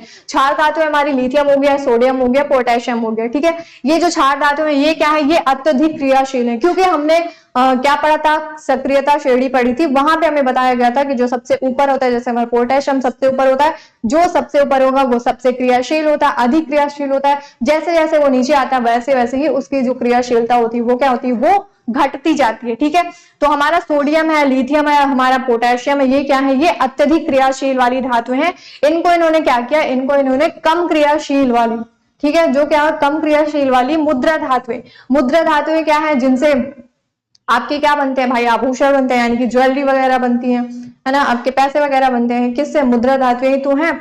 मुद्रा धातुएं जैसे आपका कॉपर हो गया, आपका चांदी हो गया, आपका सोना हो गया, इनके साथ प्रथम वर्ग में रख दिया। क्या किया, इनके साथ ही प्रथम वर्ग में इन्होंने रख दिया। जैसे यहाँ पे देखो इन्होंने क्या किया था, सोडियम, ठीक है, हमारा सोडियम कहाँ है, ये हमारा सोडियम, ठीक है, सोडियम ले लिया इन्होंने, पोटेशियम और ये लिथियम, ये क्या है, अत्यधिक क्रियाशील वाली है। इनके साथ ही इन्होंने क्या कर दिया, इनके साथ ही इन्होंने Au यानी कि सोना को, ऑर्गन को और कॉपर को भी प्रथम वर्ग में इनको रख दिया, जो कि गलत किया इन्होंने। क्यों, क्योंकि भाई ये जो है ना, लिथियम है, सोडियम है, पोटेशियम, ये क्या है, ये अत्यधिक क्रियाशील वाली धातुएं, क्षार धातुएं हैं, और इन्हीं के साथ इन्होंने क्या किया, इन्हीं के साथ इन्होंने कम क्रियाशील वाली धातुओं के साथ रख दिया, जो कि गलत था। ठीक है, तो ये क्या थी, ये थी हमारे जो मेंडलीव जी थे उनकी कमियां थी। अब यहाँ पे हम लोग पढ़ते हैं आधुनिक आवर्त सारणी के बारे में। किसके बारे में पढ़ेंगे, अब हम लोग पढ़ेंगे आधुनिक आवर्त सारणी, यानी कि मॉडर्न पीरियोडिक टेबल के बारे में पढ़ेंगे। तो ये जो मॉडर्न पीरियोडिक टेबल थी, इसको किसने दिया था, इसको दिया था, ठीक है, किसने दिया था, इसको दिया था, तो सन 1913 ईस्वी में, सन 1913 ईस्वी में हेनरी मोजले ने बताया कि तत्व के परमाणु द्रव्यमान की तुलना में उनकी परमाणु संख्या अत्यधिक आधारभूत गुणधर्म है। क्या कह रहा है कि जब सन, ठीक है, पहले हमारे डॉबेराइनर आए, फिर उसके बाद न्यूलैंड आए, फिर उसके बाद कौन से आए, मेंडलीफ आए, ये तीनों क्या हो गया, ये तीनों कट गए। ठीक है, इन तीनों का जो नियम था भाई, नियम दिए कुछ कुछ सही थे, बट उसमें क्या थी, बट उसमें कमियां भी थी। फिर लास्ट में कौन है कि आप तीनों लोग जाओ, अब मैं बताता हूं, ठीक है, कि कैसे तत्वों का जो आवर्त वर्गीकरण किया जाएगा वो कैसे किया जाएगा, यानी कि जो आधुनिक आवर्त सारणी होगी वो किस तरीके से डिजाइन की जाएगी, कौन से तत्वों को कहाँ पे रखा जाएगा, किसके साथ रखा जाएगा, कौन से ब्लॉक में रखा जाएगा, कौन से ग्रुप में रखा जाएगा, है ना, कौन से पीरियड में रखा जाएगा, ये सब, है ना, अब तुम लोगों के बस की बात नहीं है, अब तुम लोग जाओ, अब मैं करूंगा। कौन है? सन 1913 ईस्वी में एक हेनरी मोजले नाम के वैज्ञानिक थे, जिन्होंने क्या बताया कि जो तत्व हुए यानी कि एलिमेंट्स है, उनके जो परमाणु द्रव्यमान है यानी कि एटॉमिक मास है जो, वो क्या होता है, परमाणु द्रव्यमान की तुलना में उनकी जो परमाणु क्रमांक होता है, ठीक है, उनका जो परमाणु क्रमांक यानी कि जो जेड होता है वो अधिक आधारभूत गुणधर्म होता है, जो कि बिल्कुल सही होता है। ठीक है, क्या है? जो कि बिल्कुल सही होता है। क्या बताया इन्होंने?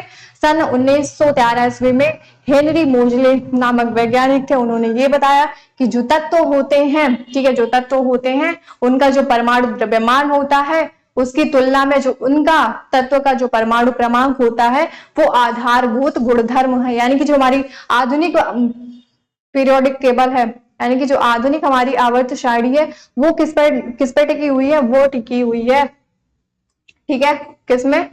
परमाणु क्रमांक में। यानी कि जो हमारी मॉडर्न पीरियोडिक टेबल है वो परमाणु क्रमांक में, ठीक है, परमाणु क्रमांक से दी हुई है। ठीक है, अब यहाँ पे दिया है कि मेंडलीव की आवर्त सारणी में परिवर्तन किया गया। जो मेंडलीव थे जिन्होंने आवर्त सारणी अपनी दी थी, उसमें जब मोजले जी आए उन्होंने क्या किया, उन्होंने क्या मतलब, ठीक है, उनको सही माना, जो मतलब उसमें सही था, मेंडलीव की आवर्त सारणी में जो जो सही था उनको रखा, और जो कमियां थी उनको हटाने के लिए वो बोले कि ठीक है अब मैं आता हूँ, जितने भी आपकी कमियां हैं इसमें मैं इनको दूर करता हूँ। तो इन्होंने क्या किया कि मेंडलीव की आवर्त सारणी में परिवर्तन किया गया तथा परमाणु संख्या को आधुनिक आवर्त सारणी के आधार के रूप में स्वीकार किया। ठीक है, इन्होंने क्या किया, इन्होंने जो मेंडलीव जी ने आवर्त सारणी अपनी दी थी उसमें क्या किया, उसमें उन्होंने परिवर्तन किया। किसने किया? हेनरी मोजले ने किया। और परिवर्तन करके क्या किया कि जो जितने भी वैज्ञानिक थे, तीनों जो आए थे, उन्होंने क्या किया था, परमाणु द्रव्यमान को आधारभूत माना था। लेकिन जब मोजले जी आए, इन्होंने क्या किया, इन्होंने आधुनिक आवर्त सारणी जब दी उसके आधार को मतलब कि जो आधुनिक सारणी है उसके किसके आधार में स्वीकार किया? परमाणु संख्या के आधार पर स्वीकार किया। यानी कि क्या कह रहा है कि जो मेंडलीव की आवर्त सारणी में परिवर्तन किया गया तथा जो परमाणु संख्या है उसको आधुनिक आवर्त सारणी के आधार के रूप में स्वीकार किया गया। जो हमारी मॉडर्न पीरियोडिक टेबल है वो किसके आधार पर है? वो है हमारे परमाणु संख्या के आधार पर। ठीक है, किसके में? परमाणु संख्या यानी कि एटॉमिक नंबर के आधार पर, ठीक है, आधारित है।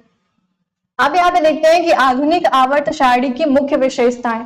ठीक है, जो हमारी आधुनिक आवर्त सारणी है उसकी मुख्य विशेषताएं यहाँ पे देखते हैं कि कौन कौन सी विशेषताएं हैं उसकी। तो सबसे पहला नंबर दिया है कि आधुनिक आवर्त सारणी में, जो हमारी आधुनिक आवर्त सारणी है उसमें 18 ऊर्ध्व स्तंभ, ठीक है, क्या है उसमें? 18 ऊर्ध्व स्तंभ है जिन्हें समूह या ग्रुप कहा जाता है। ठीक है, जो हमारी आधुनिक आवर्त सारणी है यहाँ पे देखो ये दिखा रही, ठीक है, आधुनिक, हाँ ये देखो, ये जो हमारी आधुनिक आवर्त सारणी है वो कुछ इस तरीके की दिखाई देती है ना। आप सभी लोग पढ़ते हैं, है ना, आप सभी लोग अपने टेबल के सामने भी लगा के रखते हैं, क्योंकि जब कॉलेज जाते हैं, स्कूल जाते हैं ना, तो वहां पर टीचर्स बोलते हैं कि सारे तत्व याद होने चाहिए, जितने भी तत्व हैं वो सारे के सारे याद होने चाहिए, है ना। तो उसको याद करने के लिए हम लोग क्या करते हैं, हम लोग या तो फिर अपने कॉपी पे उसको चिपका लेते हैं या फिर स्टडी टेबल के सामने चिपका लेते हैं कि जिससे उसको हम लोग देखें तो हमें वो जो तत्व है, जितने भी तत्व वो हमें याद रहे। ठीक है, तो ये क्या है, ये हमारी आधुनिक आवर्त सारणी है। तो जो आधुनिक आवर्त सारणी दी गई है ये किसके आधार पर आधारित है? ये परमाणु क्रमांक के आधार पर यानी कि एटॉमिक नंबर के आधार पर आधारित है। तो जो हमारी आधुनिक आवर्त सारणी है इसकी कौन कौन सी विशेषताएं हैं? इसमें 18 ऊर्ध्व स्तंभ है यानी कि समूह है, ठीक है, जो ग्रुप है, ठीक है, क्या है? ग्रुप है। जैसे ये देखो, ये आपका हो गया 1 हो गया, 2 हो गया, 3 हो गया, 4 हो गया, है ना। इसमें कितने हैं? ये देखो 18 तक, ये क्या है? 18 तक इसमें क्या है? ऊर्ध्व स्तंभ यानी कि समूह दिए गए हैं, ग्रुप दिए गए हैं, जो कि हमारे किसमें है? आधुनिक आवर्त सारणी में है। ठीक है, तथा क्या कह रहा है कि तथा 7 क्या है? 36 पंक्तियां हैं जिन्हें आवर्त यानी कि पीरियड कहा गया। फिर उसके बाद क्या है? इसमें 7, ठीक है, क्या है? इसमें 7 पंक्तियां हैं यानी कि आवर्त है, पीरियड है, किसमें? हमारी आधुनिक आवर्त सारणी में। ठीक है, एक ही समूह के तत्वों के गुणधर्म समान होते हैं। क्या कह रहा है कि एक ही समूह के तत्व जो होते हैं उनके जो गुणधर्म होते हैं वो समान होते हैं। ये किसमें दिया गया? ये हमारी आधुनिक आवर्त सारणी की विशेषता है। पहली विशेषता क्या है कि आधुनिक आवर्त सारणी में 18 क्या है, ऊर्ध्व स्तंभ है। ठीक है, क्या है, 18 ऊर्ध्व स्तंभ है जिनको हम लोग समूह कहते हैं। ठीक है, क्या कहते हैं, समूह यानी कि ग्रुप कहा जाता है। तथा इसमें 7 क्षैतिज पंक्तियां हैं जिनको हम लोग आवर्त यानी कि पीरियड कहते हैं। ठीक है, सेकेंड पॉइंट दिया है कि एक ही समूह के जो तत्व होते हैं उनके जो गुणधर्म होते हैं वो क्या होते हैं, वो समान होते हैं। अगला पॉइंट दिया है कि धातु बाईं ओर, अधातु जो होती है वो दाईं ओर। ठीक है, जो हमारी धातुएं हैं वो किस तरफ होंगी, वो दाईं ओर होंगी, सॉरी बाईं ओर होंगी, और जो हमारी अधातुएं हैं वो कहाँ पे, वो दाईं ओर। और जो हमारी उपधातुएं हैं, ठीक है, क्या है, जो हमारी उपधातुएं हैं वो बीच में पाई जाती हैं। क्या कह रहा है कि जो हमारी आधुनिक आवर्त सारणी है इसमें जितने भी हमारी धातुएं हैं वो बाईं ओर, और जो हमारी अधातुएं हैं वो दाईं ओर, प्लस जो हमारी उपधातुएं हैं वो कहाँ पे, वो बीच में है। ठीक है, कहाँ पे, बीच में पाई जाती हैं। अगला पॉइंट दिया है कि आवर्त सारणी के तत्वों के संरचना, जो आवर्त सारणी है उसमें तत्वों की संरचना, संयोजकता, परमाणु आकार, क्रियाशीलता आदि की जानकारी मिलती है। आधुनिक आवर्त सारणी में हमें किसकी, जो परमाणु है, सॉरी जो तत्व है, तत्व की संरचना, ठीक है, तत्वों की संरचना, संयोजकता यानी कि वैलेंसी, परमाणु आकार यानी कि एटॉमिक साइज जो होता है, ठीक है, प्लस उसकी क्रियाशीलता आदि की जानकारी मिलती है। किसमें मिलती है, हमारे आधुनिक पीरियोडिक टेबल यानी कि आधुनिक आवर्त सारणी में मिलती है। ठीक है, तो ये क्या है, ये हमारी है आधुनिक आवर्त सारणी यानी कि मॉडर्न पीरियोडिक टेबल है, जिसमें क्या सबसे पहले हमें पता चला कि इसमें 18 ग्रुप होते हैं। ठीक है, कितने होते हैं, 18 ग्रुप होते हैं। फिर इसमें क्या होते हैं, जो सात क्या होते हैं, 7 आवर्त यानी कि पीरियड्स होते हैं। ठीक है, और इसमें जो अधातुएं हैं यानी कि एक ही समूह के, एक ही ग्रुप के जो तत्व होंगे उन सभी के जो गुण धर्म होंगे वो क्या होते हैं, वो समान होते हैं। प्लस जो इसमें अधातुएं होती हैं वो कहाँ पे, वो बाईं ओर, प्लस जो अधातुएं हैं वो दाईं ओर, और उपधातुएं जो होती हैं वो कहाँ पे, वो बीच में स्थित होती हैं। ठीक है, कहाँ पे, वो बीच में स्थित होती हैं। ठीक है, चलो आप देखो यहाँ पे दिया हुआ है ये जो रेड कलर से हैं, ठीक है, जितने भी ये रेड कलर से हैं, यहाँ पे दिख रहा है 1 2 3 4 5 6। ठीक है, ये जो 6 हैं ये क्या है, ये हमारी एल्काली मेटल्स हैं। ठीक है, क्या है, एल्काली मेटल्स है यानी कि क्षारीय धातुएं हैं हमारी। ठीक है, क्या है, हमारी क्षारीय धातुएं हैं। यहाँ पे देखो ऐसा लिख के दे रही, ये जो रेड कलर से हैं, ठीक है, जितने भी आपके रेड कलर से हैं ये क्या है, ये हमारी क्षारीय धातुएं हैं, क्षारीय धातुएं। ठीक है, जितने भी रेड कलर से हैं। अगर हम लोग बात करें कि जो ऑरेंज कलर से हैं, ठीक है, ये जितने भी ऑरेंज कलर से हैं ये क्या है, ये आपकी एल्कलाइन अर्थ है। ठीक है, ये क्या होती है, ये आपकी एल्कलाइन होती हैं। ठीक है, क्या होती है, एल्कलाइन होती हैं। अगर हम लोग ये येलो वाली की बात करें कि जितने भी येलो वाले डॉट हैं यहाँ पे, यानी कि जितने भी येलो कलर से यहाँ पे खाने बने हुए हैं, ठीक है, ये क्या है, ये आपके ट्रांजिशन मेटल्स होते हैं। कौन से होते हैं, ट्रांजिशन मेटल्स होते हैं। वहीं पे अगर हम लोग बात करें ये जो ग्रीनिश कलर के हैं, ठीक है, जितने भी ग्रीनिश कलर के आपको खाने दिख रहे हैं उसमें जितने भी आपके तत्व हैं वो कौन से हैं, वो आपकी बेसिक मेटल्स हैं। ठीक है, कौन सी है, वो आपकी बेसिक मेटल्स हैं। अगर हम लोग बात करें कि ये जो, ठीक है, ये वाली है, ये हल्की जो ब्लूइश कलर के हैं, ठीक है, क्या है, जो हल्की ब्लूइश कलर के हैं, ये आपकी सेमी मेटल है। क्या है, आपकी सेमी मेटल है। अगर वहीं पे हम लोग ये ब्लू कलर वाली बात करें, जितने भी आपके ब्लू कलर के खाने हैं, ठीक है, ये क्या है, ये हमारे नॉन मेटल है। क्या है, हमारी नॉन मेटल है। अगर वहीं पे हम लोग बात करें हैलोजन की, ठीक है, किसकी बात करें, हैलोजन की बात करें, तो ये यहाँ पे देखो, ठीक है, ये वाली, ये जितनी है ये आपकी क्या है, ये आपकी हाइड्रोजन तत्व है। ठीक है, कौन से हैं, हाइड्रोजन तत्व हैं आपकी। अगर वहीं पे हम लोग नोबल गैस की यानी कि अग्रिय गैस की बात करें तो ये जो आपका समूह कौन सा है, 18 वाला है। ठीक है, 18 वाला जो समूह है ये इसमें कौन सी, ये इसमें आपकी नोबल गैस यानी कि आपकी अक्रिय गैसें पाई जाती हैं। फिर आपकी बात करें ये जो नीचे वाला है, ठीक है, देखो ये जो सारणी है ना, यहाँ पे देखो, यहाँ पे और यहाँ पे 57 से 71 तक, कितने, 57 से 71 यानी कि 57 से 71 तक। फिर इसके बाद क्या हुआ, यहाँ पर आपका बेरियम कितना, 56 है ना, कितना बेरियम आपका 56 है। 56 के बाद 57 से लेकर 71 तक की जो धातुएं हैं उनको नीचे रख दिया गया है। ठीक है, कहाँ पे रख दिया गया है, नीचे रख दिया गया है।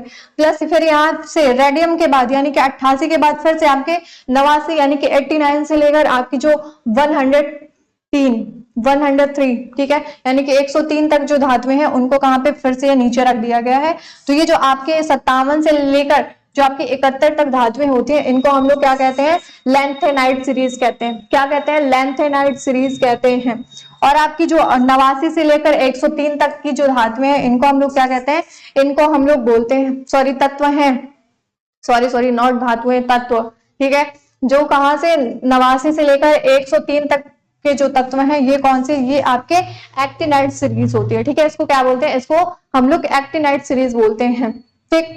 तो इतना डन है। चलो अब देखो ये यहाँ पे देखो, ये वाली भी सही से आपको दिख रही होगी, पीछे भी सेम ही थी, यहाँ पे भी सेम ही है, ठीक है। कौन सी, हमारी आधुनिक आवर्त सारणी है, ठीक। तो ये देखो ये वाले क्या है, ये आपके ग्रुप हैं, ठीक है। ये क्या है, ये आपके ग्रुप हैं। और ये वाले क्या है, ये आपके आवर्त हैं। आवर्त आपके कितने हैं, 7, ठीक है। ये क्या है, ये आपके आवर्त हैं, जहां पे लिखे दे रहे, ठीक है। ये आपके कितने हैं, आवर्त। आवर्त कितने होते हैं आपके, 7 होते हैं, ठीक है। कितने होते हैं आपके, 7 होते हैं। अगर हम लोग बात करें ग्रुप की यानी कि समूह की बात करें तो आपके कितने समूह होते हैं, आपके 18 समूह होते हैं। कितने होते हैं, 18 समूह, यहां से लेकर के, ठीक है, यहां से लेकर के यहां तक के ये क्या है, ये आपके 18 समूह होते हैं, ठीक।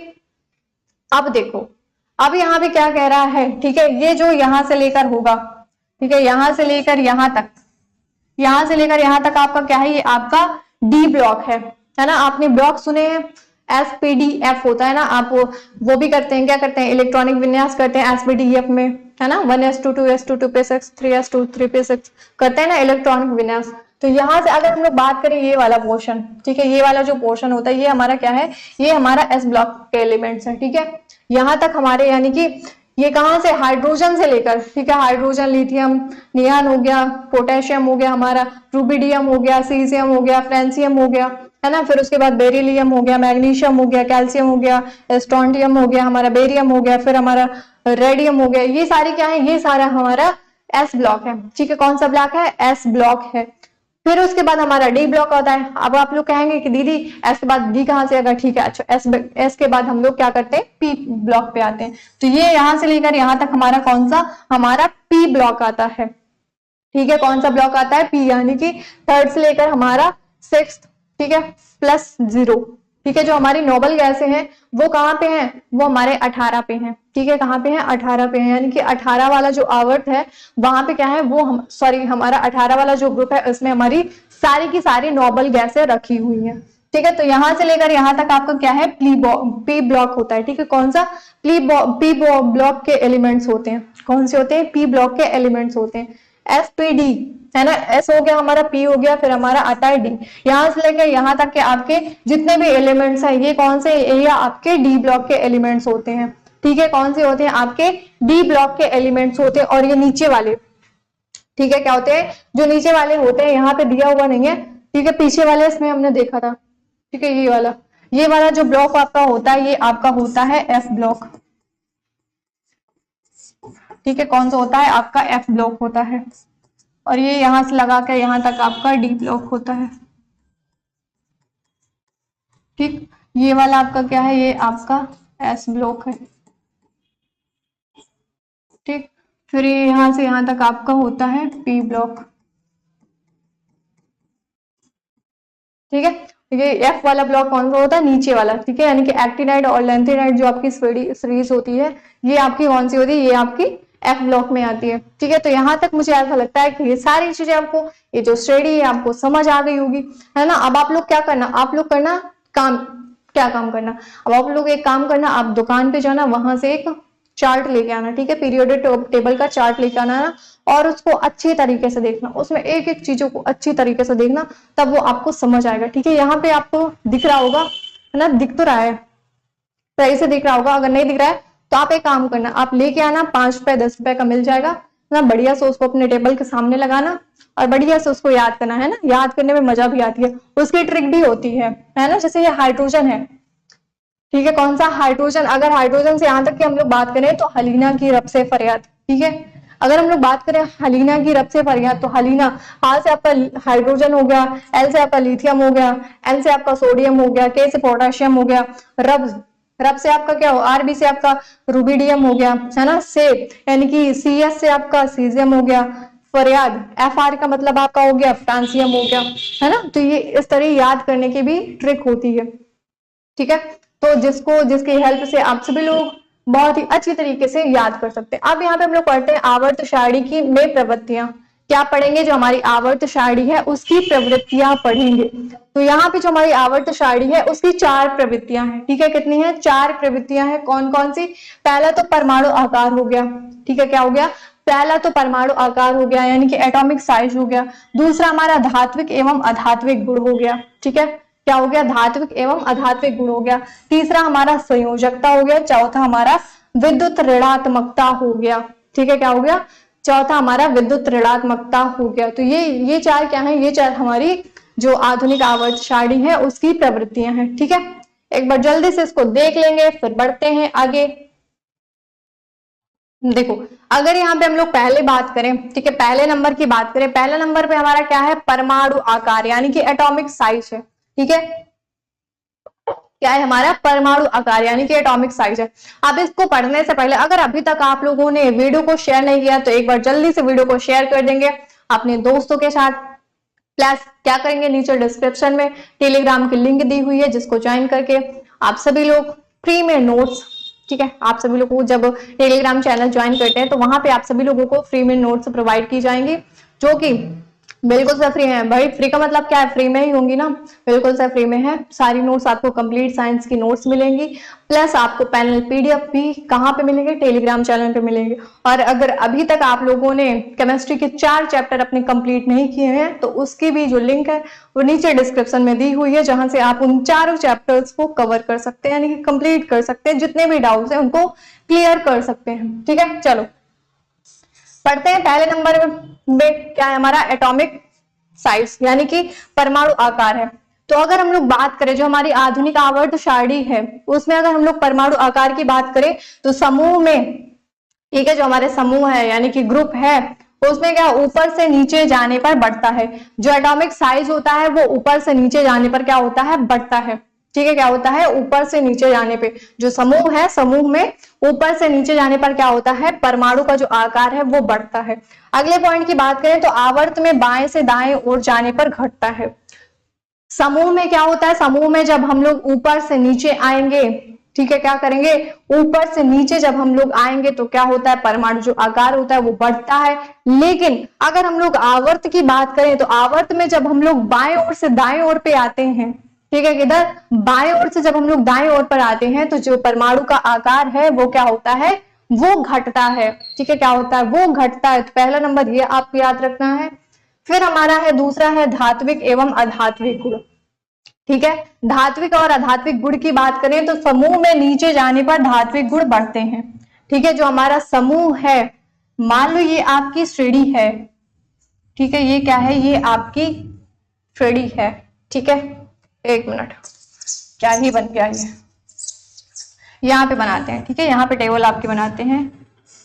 ये क्या है, अरे भाई, ठीक, ये कुछ इस तरीके से आपकी टेबल है, ठीक है। ये क्या है, ये आपकी टेबल है। तो इधर क्या होगा, ये तो आपका हो जाएगा आवर्त, ठीक है, ये क्या हो जाएगा, ये आपका आवर्त हो जाएगा। और ये क्या हो जाएगा, ये आपका समूह हो जाएगा यानी कि ग्रुप हो जाएगा, ठीक है। तो क्या कह रहा है कि जो धात्विक और अधात्विक गुण होंगे वो क्या होंगे, समूह में, समूह से नीचे जाने पर, समूह से जब हम लोग नीचे जाएंगे तो क्या होता है, धात्विक जो गुण होता है वो बढ़ता है और अधात्विक गुण जो होता है वो क्या होता है, वो घटता है, ठीक है। जब हम लोग समूह से कहां पे जाएंगे, समूह से नीचे जाएंगे, समूह से जब हम लोग नीचे जाएंगे जो धात्विक गुण होगा, तत्वों का जो धात्विक गुण होगा वो क्या होगा, वो बढ़ जाएगा। और अगर हम लोग अधात्विक गुण की बात करें तो वो क्या हो जाएगा, वो घट जाएगा।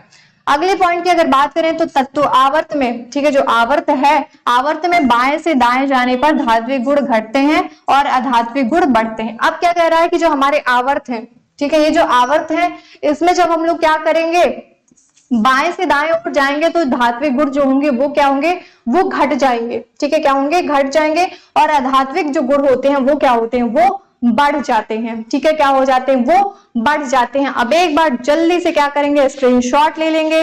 अगर मन है तो, नहीं मन है तो कोई बात नहीं। ठीक है, मन है तो आप ले सकते हैं स्क्रीनशॉट, नहीं मन है तो नहीं ले सकते हैं, कोई बात नहीं। ठीक है, चलो ले लिया। अब आगे बढ़ते हैं। अब तीसरा पॉइंट हमारा दिया है संयोजकता। तीसरा क्या था हमारा, संयोजकता था। पहला क्या था, पहला था क्या था, परमाणु का आकार था। दूसरा धात्विक और अधात्विक गुण था। तीसरा हमारा आता है संयोजकता आता है। तो संयोजकता देखते हैं, समूह में एक समान रहती है। जो समूह है, ठीक है, जो समूह होते हैं उसमें जो संयोजकता होती है वो एक समान रहती है। आवर्त में 1 से 4 तक जो आवर्त होते हैं, यानी कि जो ऐसे वाले होते हैं आवर्त होते हैं, उसमें क्या होती है, उसमें 1 से 4 तक तो क्या होती है, बढ़ती है। फिर 4 से 0 तक घटती है। फिर क्या होती है, फिर 4 से 0 तक क्या हो जाती है, घट जाती है। अगला हमारा दिया है विद्युत ऋणात्मकता। ठीक है, क्या दिया है, विद्युत ऋणात्मकता दिया है। तो समूह में ऊपर से नीचे जाने पर घटती है। जब हम लोग अगर समूह की बात करते हैं, समूह में जब हम लोग क्या करते हैं, ऊपर से नीचे जाते हैं, तो विद्युत ऋणात्मकता जो होती है वो क्या होती है, वो घट जाती है। ठीक है, आवर्त में बाएं से दाएं ओर जाने पर बढ़ती है। जब हम लोग आवर्त की बात करते हैं तो आवर्त में क्या होता है, बाएं से जब हम लोग दाएं ओर जाते हैं तो जो विद्युत ऋणात्मकता होती है वो क्या होती है, वो बढ़ जाती है। ठीक है, चलो अब यहाँ पे पढ़ते हैं आधुनिक तत्वों। जो हमारी आधुनिक आवर्त सारणी है उसमें तत्वों की स्थिति देखते हैं। ठीक है, आधुनिक आवर्त सारणी में तत्वों की स्थिति देखते हैं। तो किसी भी आवर्त में पाए जाने वाले सभी तत्वों को कोशों, सभी तत्वों में कोशों की संख्या जो होती है वो समान होती है। क्या कह रहा है कि किसी भी आवर्त में, ठीक है, किसी भी आवर्त में पाए जाने वाले जो सभी तत्व होते हैं उनकी जो कोशों की संख्या होती है वो क्या होती है, वो समान होती है। जैसे लिथियम हमारा हो गया, बेरियम हो गया, हमारा बोरान हो गया, कार्बन हो गया और नाइट्रोजन हो गया। इन सभी में क्या है, जो कोश की संख्या है वो क्या है, वो समान है। यानी कि इसमें भी 2 कोश है। ठीक है, क्या क्या है, इसमें भी 2 कोश है। फिर अगर हम लोग बेरियम की बात करें तो इसमें भी 2 ही कोश हैं। बोरान की बात करें तो बोरान में भी 2 कोश हैं। अगर हम लोग कार्बन की बात करें तो कार्बन में भी 2 कोश हैं। नाइट्रोजन की बात करें तो नाइट्रोजन में भी कितने हैं, 2 ही कोश हैं। तो क्या कह रहा है कि आवर्त में पाए जाने वाले जितने भी तत्व होते हैं उन सभी की जो कोशों की संख्या होती है वो क्या होती है, वो समान होती है। इन सभी तत्वों में कोशों की संख्या क्या है, समान है। यानी कि जो सारे तत्व दिए हैं हमारे lithium, barium, boron, carbon, nitrogen, इन सभी की जो कोशों की संख्या वो क्या है, वो समान है। अगला पॉइंट दिया है, एक समूह के सभी तत्वों में, जो एक समूह होता है उसमें सभी तत्वों में संयोजी इलेक्ट्रॉनों की संख्या समान होती है। क्या कह रहा है कि सभी एक जो समूह है, ठीक है, एक जो समूह है उसमें सभी तत्व जो होंगे उनकी जो संयोजी इलेक्ट्रॉनों की संख्या होती है वो क्या होती है, वो समान होती है। जैसे अगर हम लोग फर्स्ट समूह की बात करें, यानी कि फर्स्ट ग्रुप की बात करें, तो हाइड्रोजन में 1 है, लिथियम में हमारा 2 है ना, 2 1 हमारा हो गया। यानी कि संयोजकता कितनी है, 1 है इसमें।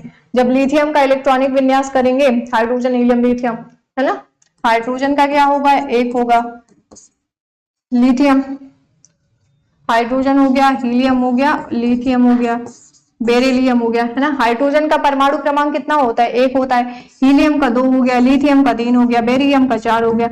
अगर इनकी हम लोग क्या करें, अगर हम इनकी इलेक्ट्रॉनिक विन्यास करें तो इसका क्या आएगा, 1 आएगा, इसका क्या आएगा, इसका क्या आएगा, एक हीलियम यहाँ पे नहीं होगा। ठीक है, क्या होगा, यहाँ पे हीलियम नहीं होगा। क्यों, क्योंकि यहाँ पे क्या बात कर रहा है, यहाँ पे आवर्त की बात, समूह की बात कर रहा है। ठीक है, तो हीलियम हमारा नहीं होगा। हाइड्रोजन हो गया, लिथियम, लिथियम का हमारा 2 1 हो गया। बेरिलियम की बात करें तो हमारा क्या होगा, 2 2 हो जाएगा। लेकिन फिर भी बेरियम भी हमारा यहाँ पे नहीं होगा। ठीक है, क्या होगा, बेरियम भी हमारा नहीं होगा। तो देखो क्या कह रहा है कि एक समूह के जो सभी तत्व होंगे, एक समूह के जो सभी तत्व होते हैं उनके जो संयोजी इलेक्ट्रॉन होते हैं उनकी संख्या क्या होती है, समान होती है। जैसे हाइड्रोजन में जब इसका इलेक्ट्रॉनिक विन्यास करते हैं तो इसकी बाहरी कक्षा में कितने इलेक्ट्रॉन है, 1 है। तो इसका जो संयोजी इलेक्ट्रॉन की संख्या वो कितनी है, 1 है। ठीक है, लिथियम की बात करें तो इसमें भी संयोजी इलेक्ट्रॉन की संख्या क्या है, 1 है। संयोजी इलेक्ट्रॉन यानी कि संयोजकता। ठीक है, क्या कह रहा है, संयोजकता कह रहा है। वहीं पे अगर हम लोग नाइट्रोजन की बात करें तो नाइट्रोजन में भी कितना है, नाइट्रोजन में भी 1 है। ठीक है, कितना है, नाइट्रोजन में भी 1 है। ठीक है, चलो अगला पॉइंट दिया है कि सभी तत्वों में संयोजी इलेक्ट्रॉनों की संख्या 1 है। क्या कह रहा है कि जो सभी हैं, ठीक है, यहाँ पे देखो, यहाँ पे यहाँ पे सोडियम होगा। ठीक है, क्या होगा, यहाँ पे सोडियम होगा, नाइट्रोजन नहीं सोडियम होगा, है ना, क्या होगा, सोडियम होगा। फिर हमारा पोटेशियम हो गया, पोटेशियम में भी संयोजी इलेक्ट्रॉन की संख्या कितनी है? 1 है। तो क्या कह रहा है कि सभी तत्वों में संयोजी इलेक्ट्रॉनों की संख्या कितनी है? 1 है। अगला पॉइंट दिया है समूह में नीचे जाने पर कोशों की संख्या बढ़ती है। जब हम लोग समूह में आते हैं, ठीक है, अगर समूह की बात करें तो समूह से जब हम लोग नीचे आते हैं तो क्या होता है कि जो कोश होते हैं उनकी संख्या क्या होती है? उनकी संख्या बढ़ती है। ठीक है, क्या होती है? बढ़ती है। अब ये हमारे समूह है, ठीक है, जब नीचे नीचे आएंगे तो उनकी कोश की जो संख्या होगी वो क्या होगी? वो बढ़ जाएगी। ठीक है, चलो अब यहाँ पे पढ़ते हैं संयोजकता के बारे में। ठीक है, किसके बारे में? संयोजकता के बारे में पढ़ते हैं। तो क्या दिया है कि किसी परमाणु के बाहरी यानी कि अंतिम, जो हमारा कोई भी हमारा परमाणु है उसके अंतिम यानी कि बाहर वाली कक्षा में, ठीक है, किसमें? बाहर वाली कक्षा में, बाहर वाली कक्षा में उपस्थित इलेक्ट्रॉनों की संख्या या स्थिर गैस, ठीक है, क्या कह रहा है? उपस्थित इलेक्ट्रॉनों की संख्या या स्थिर गैस, जिसको हम लोग निष्क्रिय गैस जो कहते हैं, की संरचना प्राप्त करने के लिए जितने इलेक्ट्रॉनों का ग्रहण, ठीक है, जितने इलेक्ट्रॉनों को क्या करता है? ग्रहण करता है या फिर त्याग करता है या फिर साझा करता है, वही उसकी संयोजकता कहलाती है। ठीक है, वही क्या कहलाएगी? वही उसकी संयोजकता कहलाएगी। जैसे अगर मैं बात करूं सोडियम की, ठीक है, किसकी बात करूं? सोडियम की। अगर मैं आपसे संयोजकता पूछूं तो आप लोग क्या बताएंगे? सबसे पहले तो इसका इलेक्ट्रॉनिक विन्यास कर लेंगे, 2 8 1। ठीक है, कितना आएगा?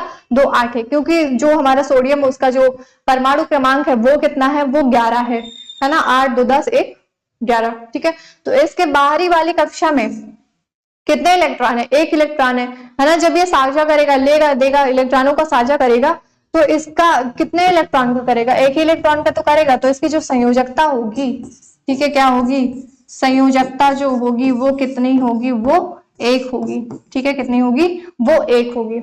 इसी तरह अगर मैं पोटेशियम की पूछूं, है ना, पोटेशियम की पूछूं, तो आप लोग मुझे बताओ पोटेशियम की जो संयोजकता होगी वो कितनी होगी? कमेंट सेक्शन में कमेंट करके बताना कि जो हमारा पोटेशियम है उसकी संयोजकता कितनी होगी। ठीक, अब देखो यहाँ पे आपके सामने कुछ तत्व दिए गए हैं। ठीक है, क्या है? कुछ तत्व दिए गए हैं, उनका प्रतीक भी दिया गया है, परमाणु क्रमांक भी दिया गया है, इलेक्ट्रॉन की संरचना यानी कि इलेक्ट्रॉनिक विन्यास भी दिया हुआ है यहाँ पे। ठीक है, इलेक्ट्रॉनिक विन्यास भी दिया हुआ है और प्लस उसकी संयोजकता भी दी हुई है। जैसे हाइड्रोजन की बात करें तो हाइड्रोजन का जो प्रतीक होता है यानी कि जो चिन्ह होता है वो क्या होता है? H होता है। परमाणु क्रमांक इसका 1 होता है। इलेक्ट्रॉन यानी कि इलेक्ट्रॉनिक विन्यास करेंगे तो कितना आएगा? 1 आएगा। इसकी संयोजकता भी कितनी आएगी? 1 ही आएगी। अगर हम लोग हीलियम की बात करें तो हीलियम में क्या होता है? हीलियम का जो प्रतीक होता है वो He होता है ना? इसकी परमाणु क्रमांक की बात करें तो 2 आता है, इलेक्ट्रॉनिक विन्यास करें तो 2 आता है, लेकिन इसकी जो संयोजकता होती है वो कितनी होती है? वो 0 होती है। क्यों? क्योंकि ये हमारा हीलियम जो होता है वो हमारी अक्रिय गैस है। वहीं पे अगर लिथियम की बात करें तो लिथियम में भी जो हमारी संयोजकता होगी 1 होगी, क्योंकि इसका इलेक्ट्रॉनिक विन्यास 2 और 1 होता है। ठीक है, बेरियम की बात करें तो बेरियम की जो संयोजकता होगी वो 4 हो जाएगी। ठीक है, बोरान की बात करें तो बोरान की भी कितनी होती है? 3 होती है। क्यों? क्योंकि इसका इलेक्ट्रॉनिक विन्यास 2 और 3 आता है। तो लास्ट में कितनी संख्या है? 3 है। कार्बन की बात करें तो कार्बन में कितने हैं? कार्बन की 4 संयोजकता होती है। नाइट्रोजन की बात करें तो नाइट्रोजन की कितनी होती है? 3 होती है। ऑक्सीजन की बात करें तो ऑक्सीजन की संयोजकता कितनी होती है? 2 होती है। क्लोरीन की बात करें तो क्लोरीन की संयोजकता कितनी होती है? फ्लोरीन की जो संयोजकता होती है वो कितनी होती है? वो 1 होती है। वहीं पे अगर नियॉन की बात करें तो नियॉन की भी जो संयोजकता होती है वो 0 होती है। क्यों? क्योंकि जितने भी हमारी अक्रिय गैस होती हैं उनकी जो संयोजकता होती है वो 0 होती है। ये आपको याद रखना है। ठीक है, देखो पीछे अभी मैंने जो बताया था वही चीज यहाँ पे भी दी हुई है, उसको थोड़ा सा जान लेते हैं। ठीक है, अगर हम लोग बात करें गुण की, ठीक है, जो हमारे एलिमेंट्स है, जो हमारे तत्व है, अगर उनकी हम बात करें जो हमारी आधुनिक आवर्त सारणी है उसके आधार पर, तो अगर संयोजकता की बात करें तो संयोजकता में क्या होता है कि आवर्त में बाईं ओर से दाईं ओर जाने पर, ठीक है, क्या है ये यहाँ पे आपका दिया हुआ है, आवर्त में बाईं ओर से दाईं ओर जाने पर और समूह से ऊपर से नीचे आने पर। ठीक है, तो अगर संयोजकता की बात करें तो पहले 1 से 4 तक बढ़ती है। ठीक है, पहले क्या होती है? 1 से 4 तक। आवर्त में जब हम लोग क्या करेंगे? बाईं ओर से दाईं ओर आएंगे। ठीक है, क्या करेंगे? बाईं ओर से दाईं ओर जाएंगे तो उसमें 1 से 4 तक तो क्या होगी? संयोजकता जो होगी वो बढ़ेगी। फिर क्या होती है? 4 से 0 तक घट जाती है। 4 से 0 तक क्या होती है? वो घट जाती है। अगर हम लोग किसकी बात करें, समूह में बात करें, तो अपरिवर्तित यानी कि समान रहती है। समूह में जो संयोजकता होती है वो क्या होती है, वो सभी तत्वों की समान रहती है। अगर परमाणु त्रिज्या की बात करें तो परमाणु त्रिज्या क्या होती है, जब हम लोग आवर्त में बाईं ओर से दाईं ओर आते हैं तो क्या होती है, घटती है। अगर वहीं पे समूह की बात करें तो समूह में क्या होता है, बढ़ जाती है। धात्विक गुण की बात करें तो धात्विक गुण में जब हम लोग आवर्त में बाईं ओर से दाईं ओर आएंगे तो जो धात्विक गुण होगा तत्वों का वो क्या होगा, वो बढ़ेगा। और वहीं पे अगर हम लोग बात करें समूह में, तो समूह में क्या होता है, समूह में ऊपर से नीचे जाने पर जो धात्विक गुण होता है वो क्या होता है, वो बढ़ता है। ठीक है, क्या होता है, बढ़ता है। अगर वहीं पे विद्युत चालकता की धनात्मकता की बात करें, ऋणात्मकता की बात करें या फिर धनात्मकता की बात करें, तो जब हम लोग आवर्त सारणी में बाईं ओर से दाईं ओर जाते हैं तो क्या होता है, जो विद्युत धनात्मकता होती है वो घटती है तत्वों की। और वहीं पे अगर हम समूह की बात करें, समूह से ऊपर से नीचे की ओर आते हैं तो क्या होती है, यहाँ पे भी बढ़ती है। क्या बढ़ती है, विद्युत धनात्मकता बढ़ती है। विद्युत ऋणात्मकता की बात करें तो जब हम लोग बाईं ओर से दाईं ओर आएंगे किसमें, आवर्त में, तो विद्युत जो होती है ऋणात्मकता होती है वो बढ़ जाती है। और समूह में अगर हम लोग ऊपर से नीचे आते हैं तो विद्युत ऋणात्मकता जो होती है वो घट जाती है। ठीक है, क्या होती है, वो घट जाती है। और मुझे उम्मीद है कि आप सभी लोगों को सारी चीजें बहुत अच्छी तरीके से समझ आ गई होंगी। अगर फिर भी कोई डाउट्स है ना, कोई भी चीज है जो छूट गई है, मैंने नहीं पढ़ाया, आपको नहीं बताया, तो आप लोग कमेंट सेक्शन में कमेंट करके मुझे बता सकते हैं। एंड मिलते हैं अपने अगले वीडियो में, तो तब तक के लिए wish all the best. Thank you.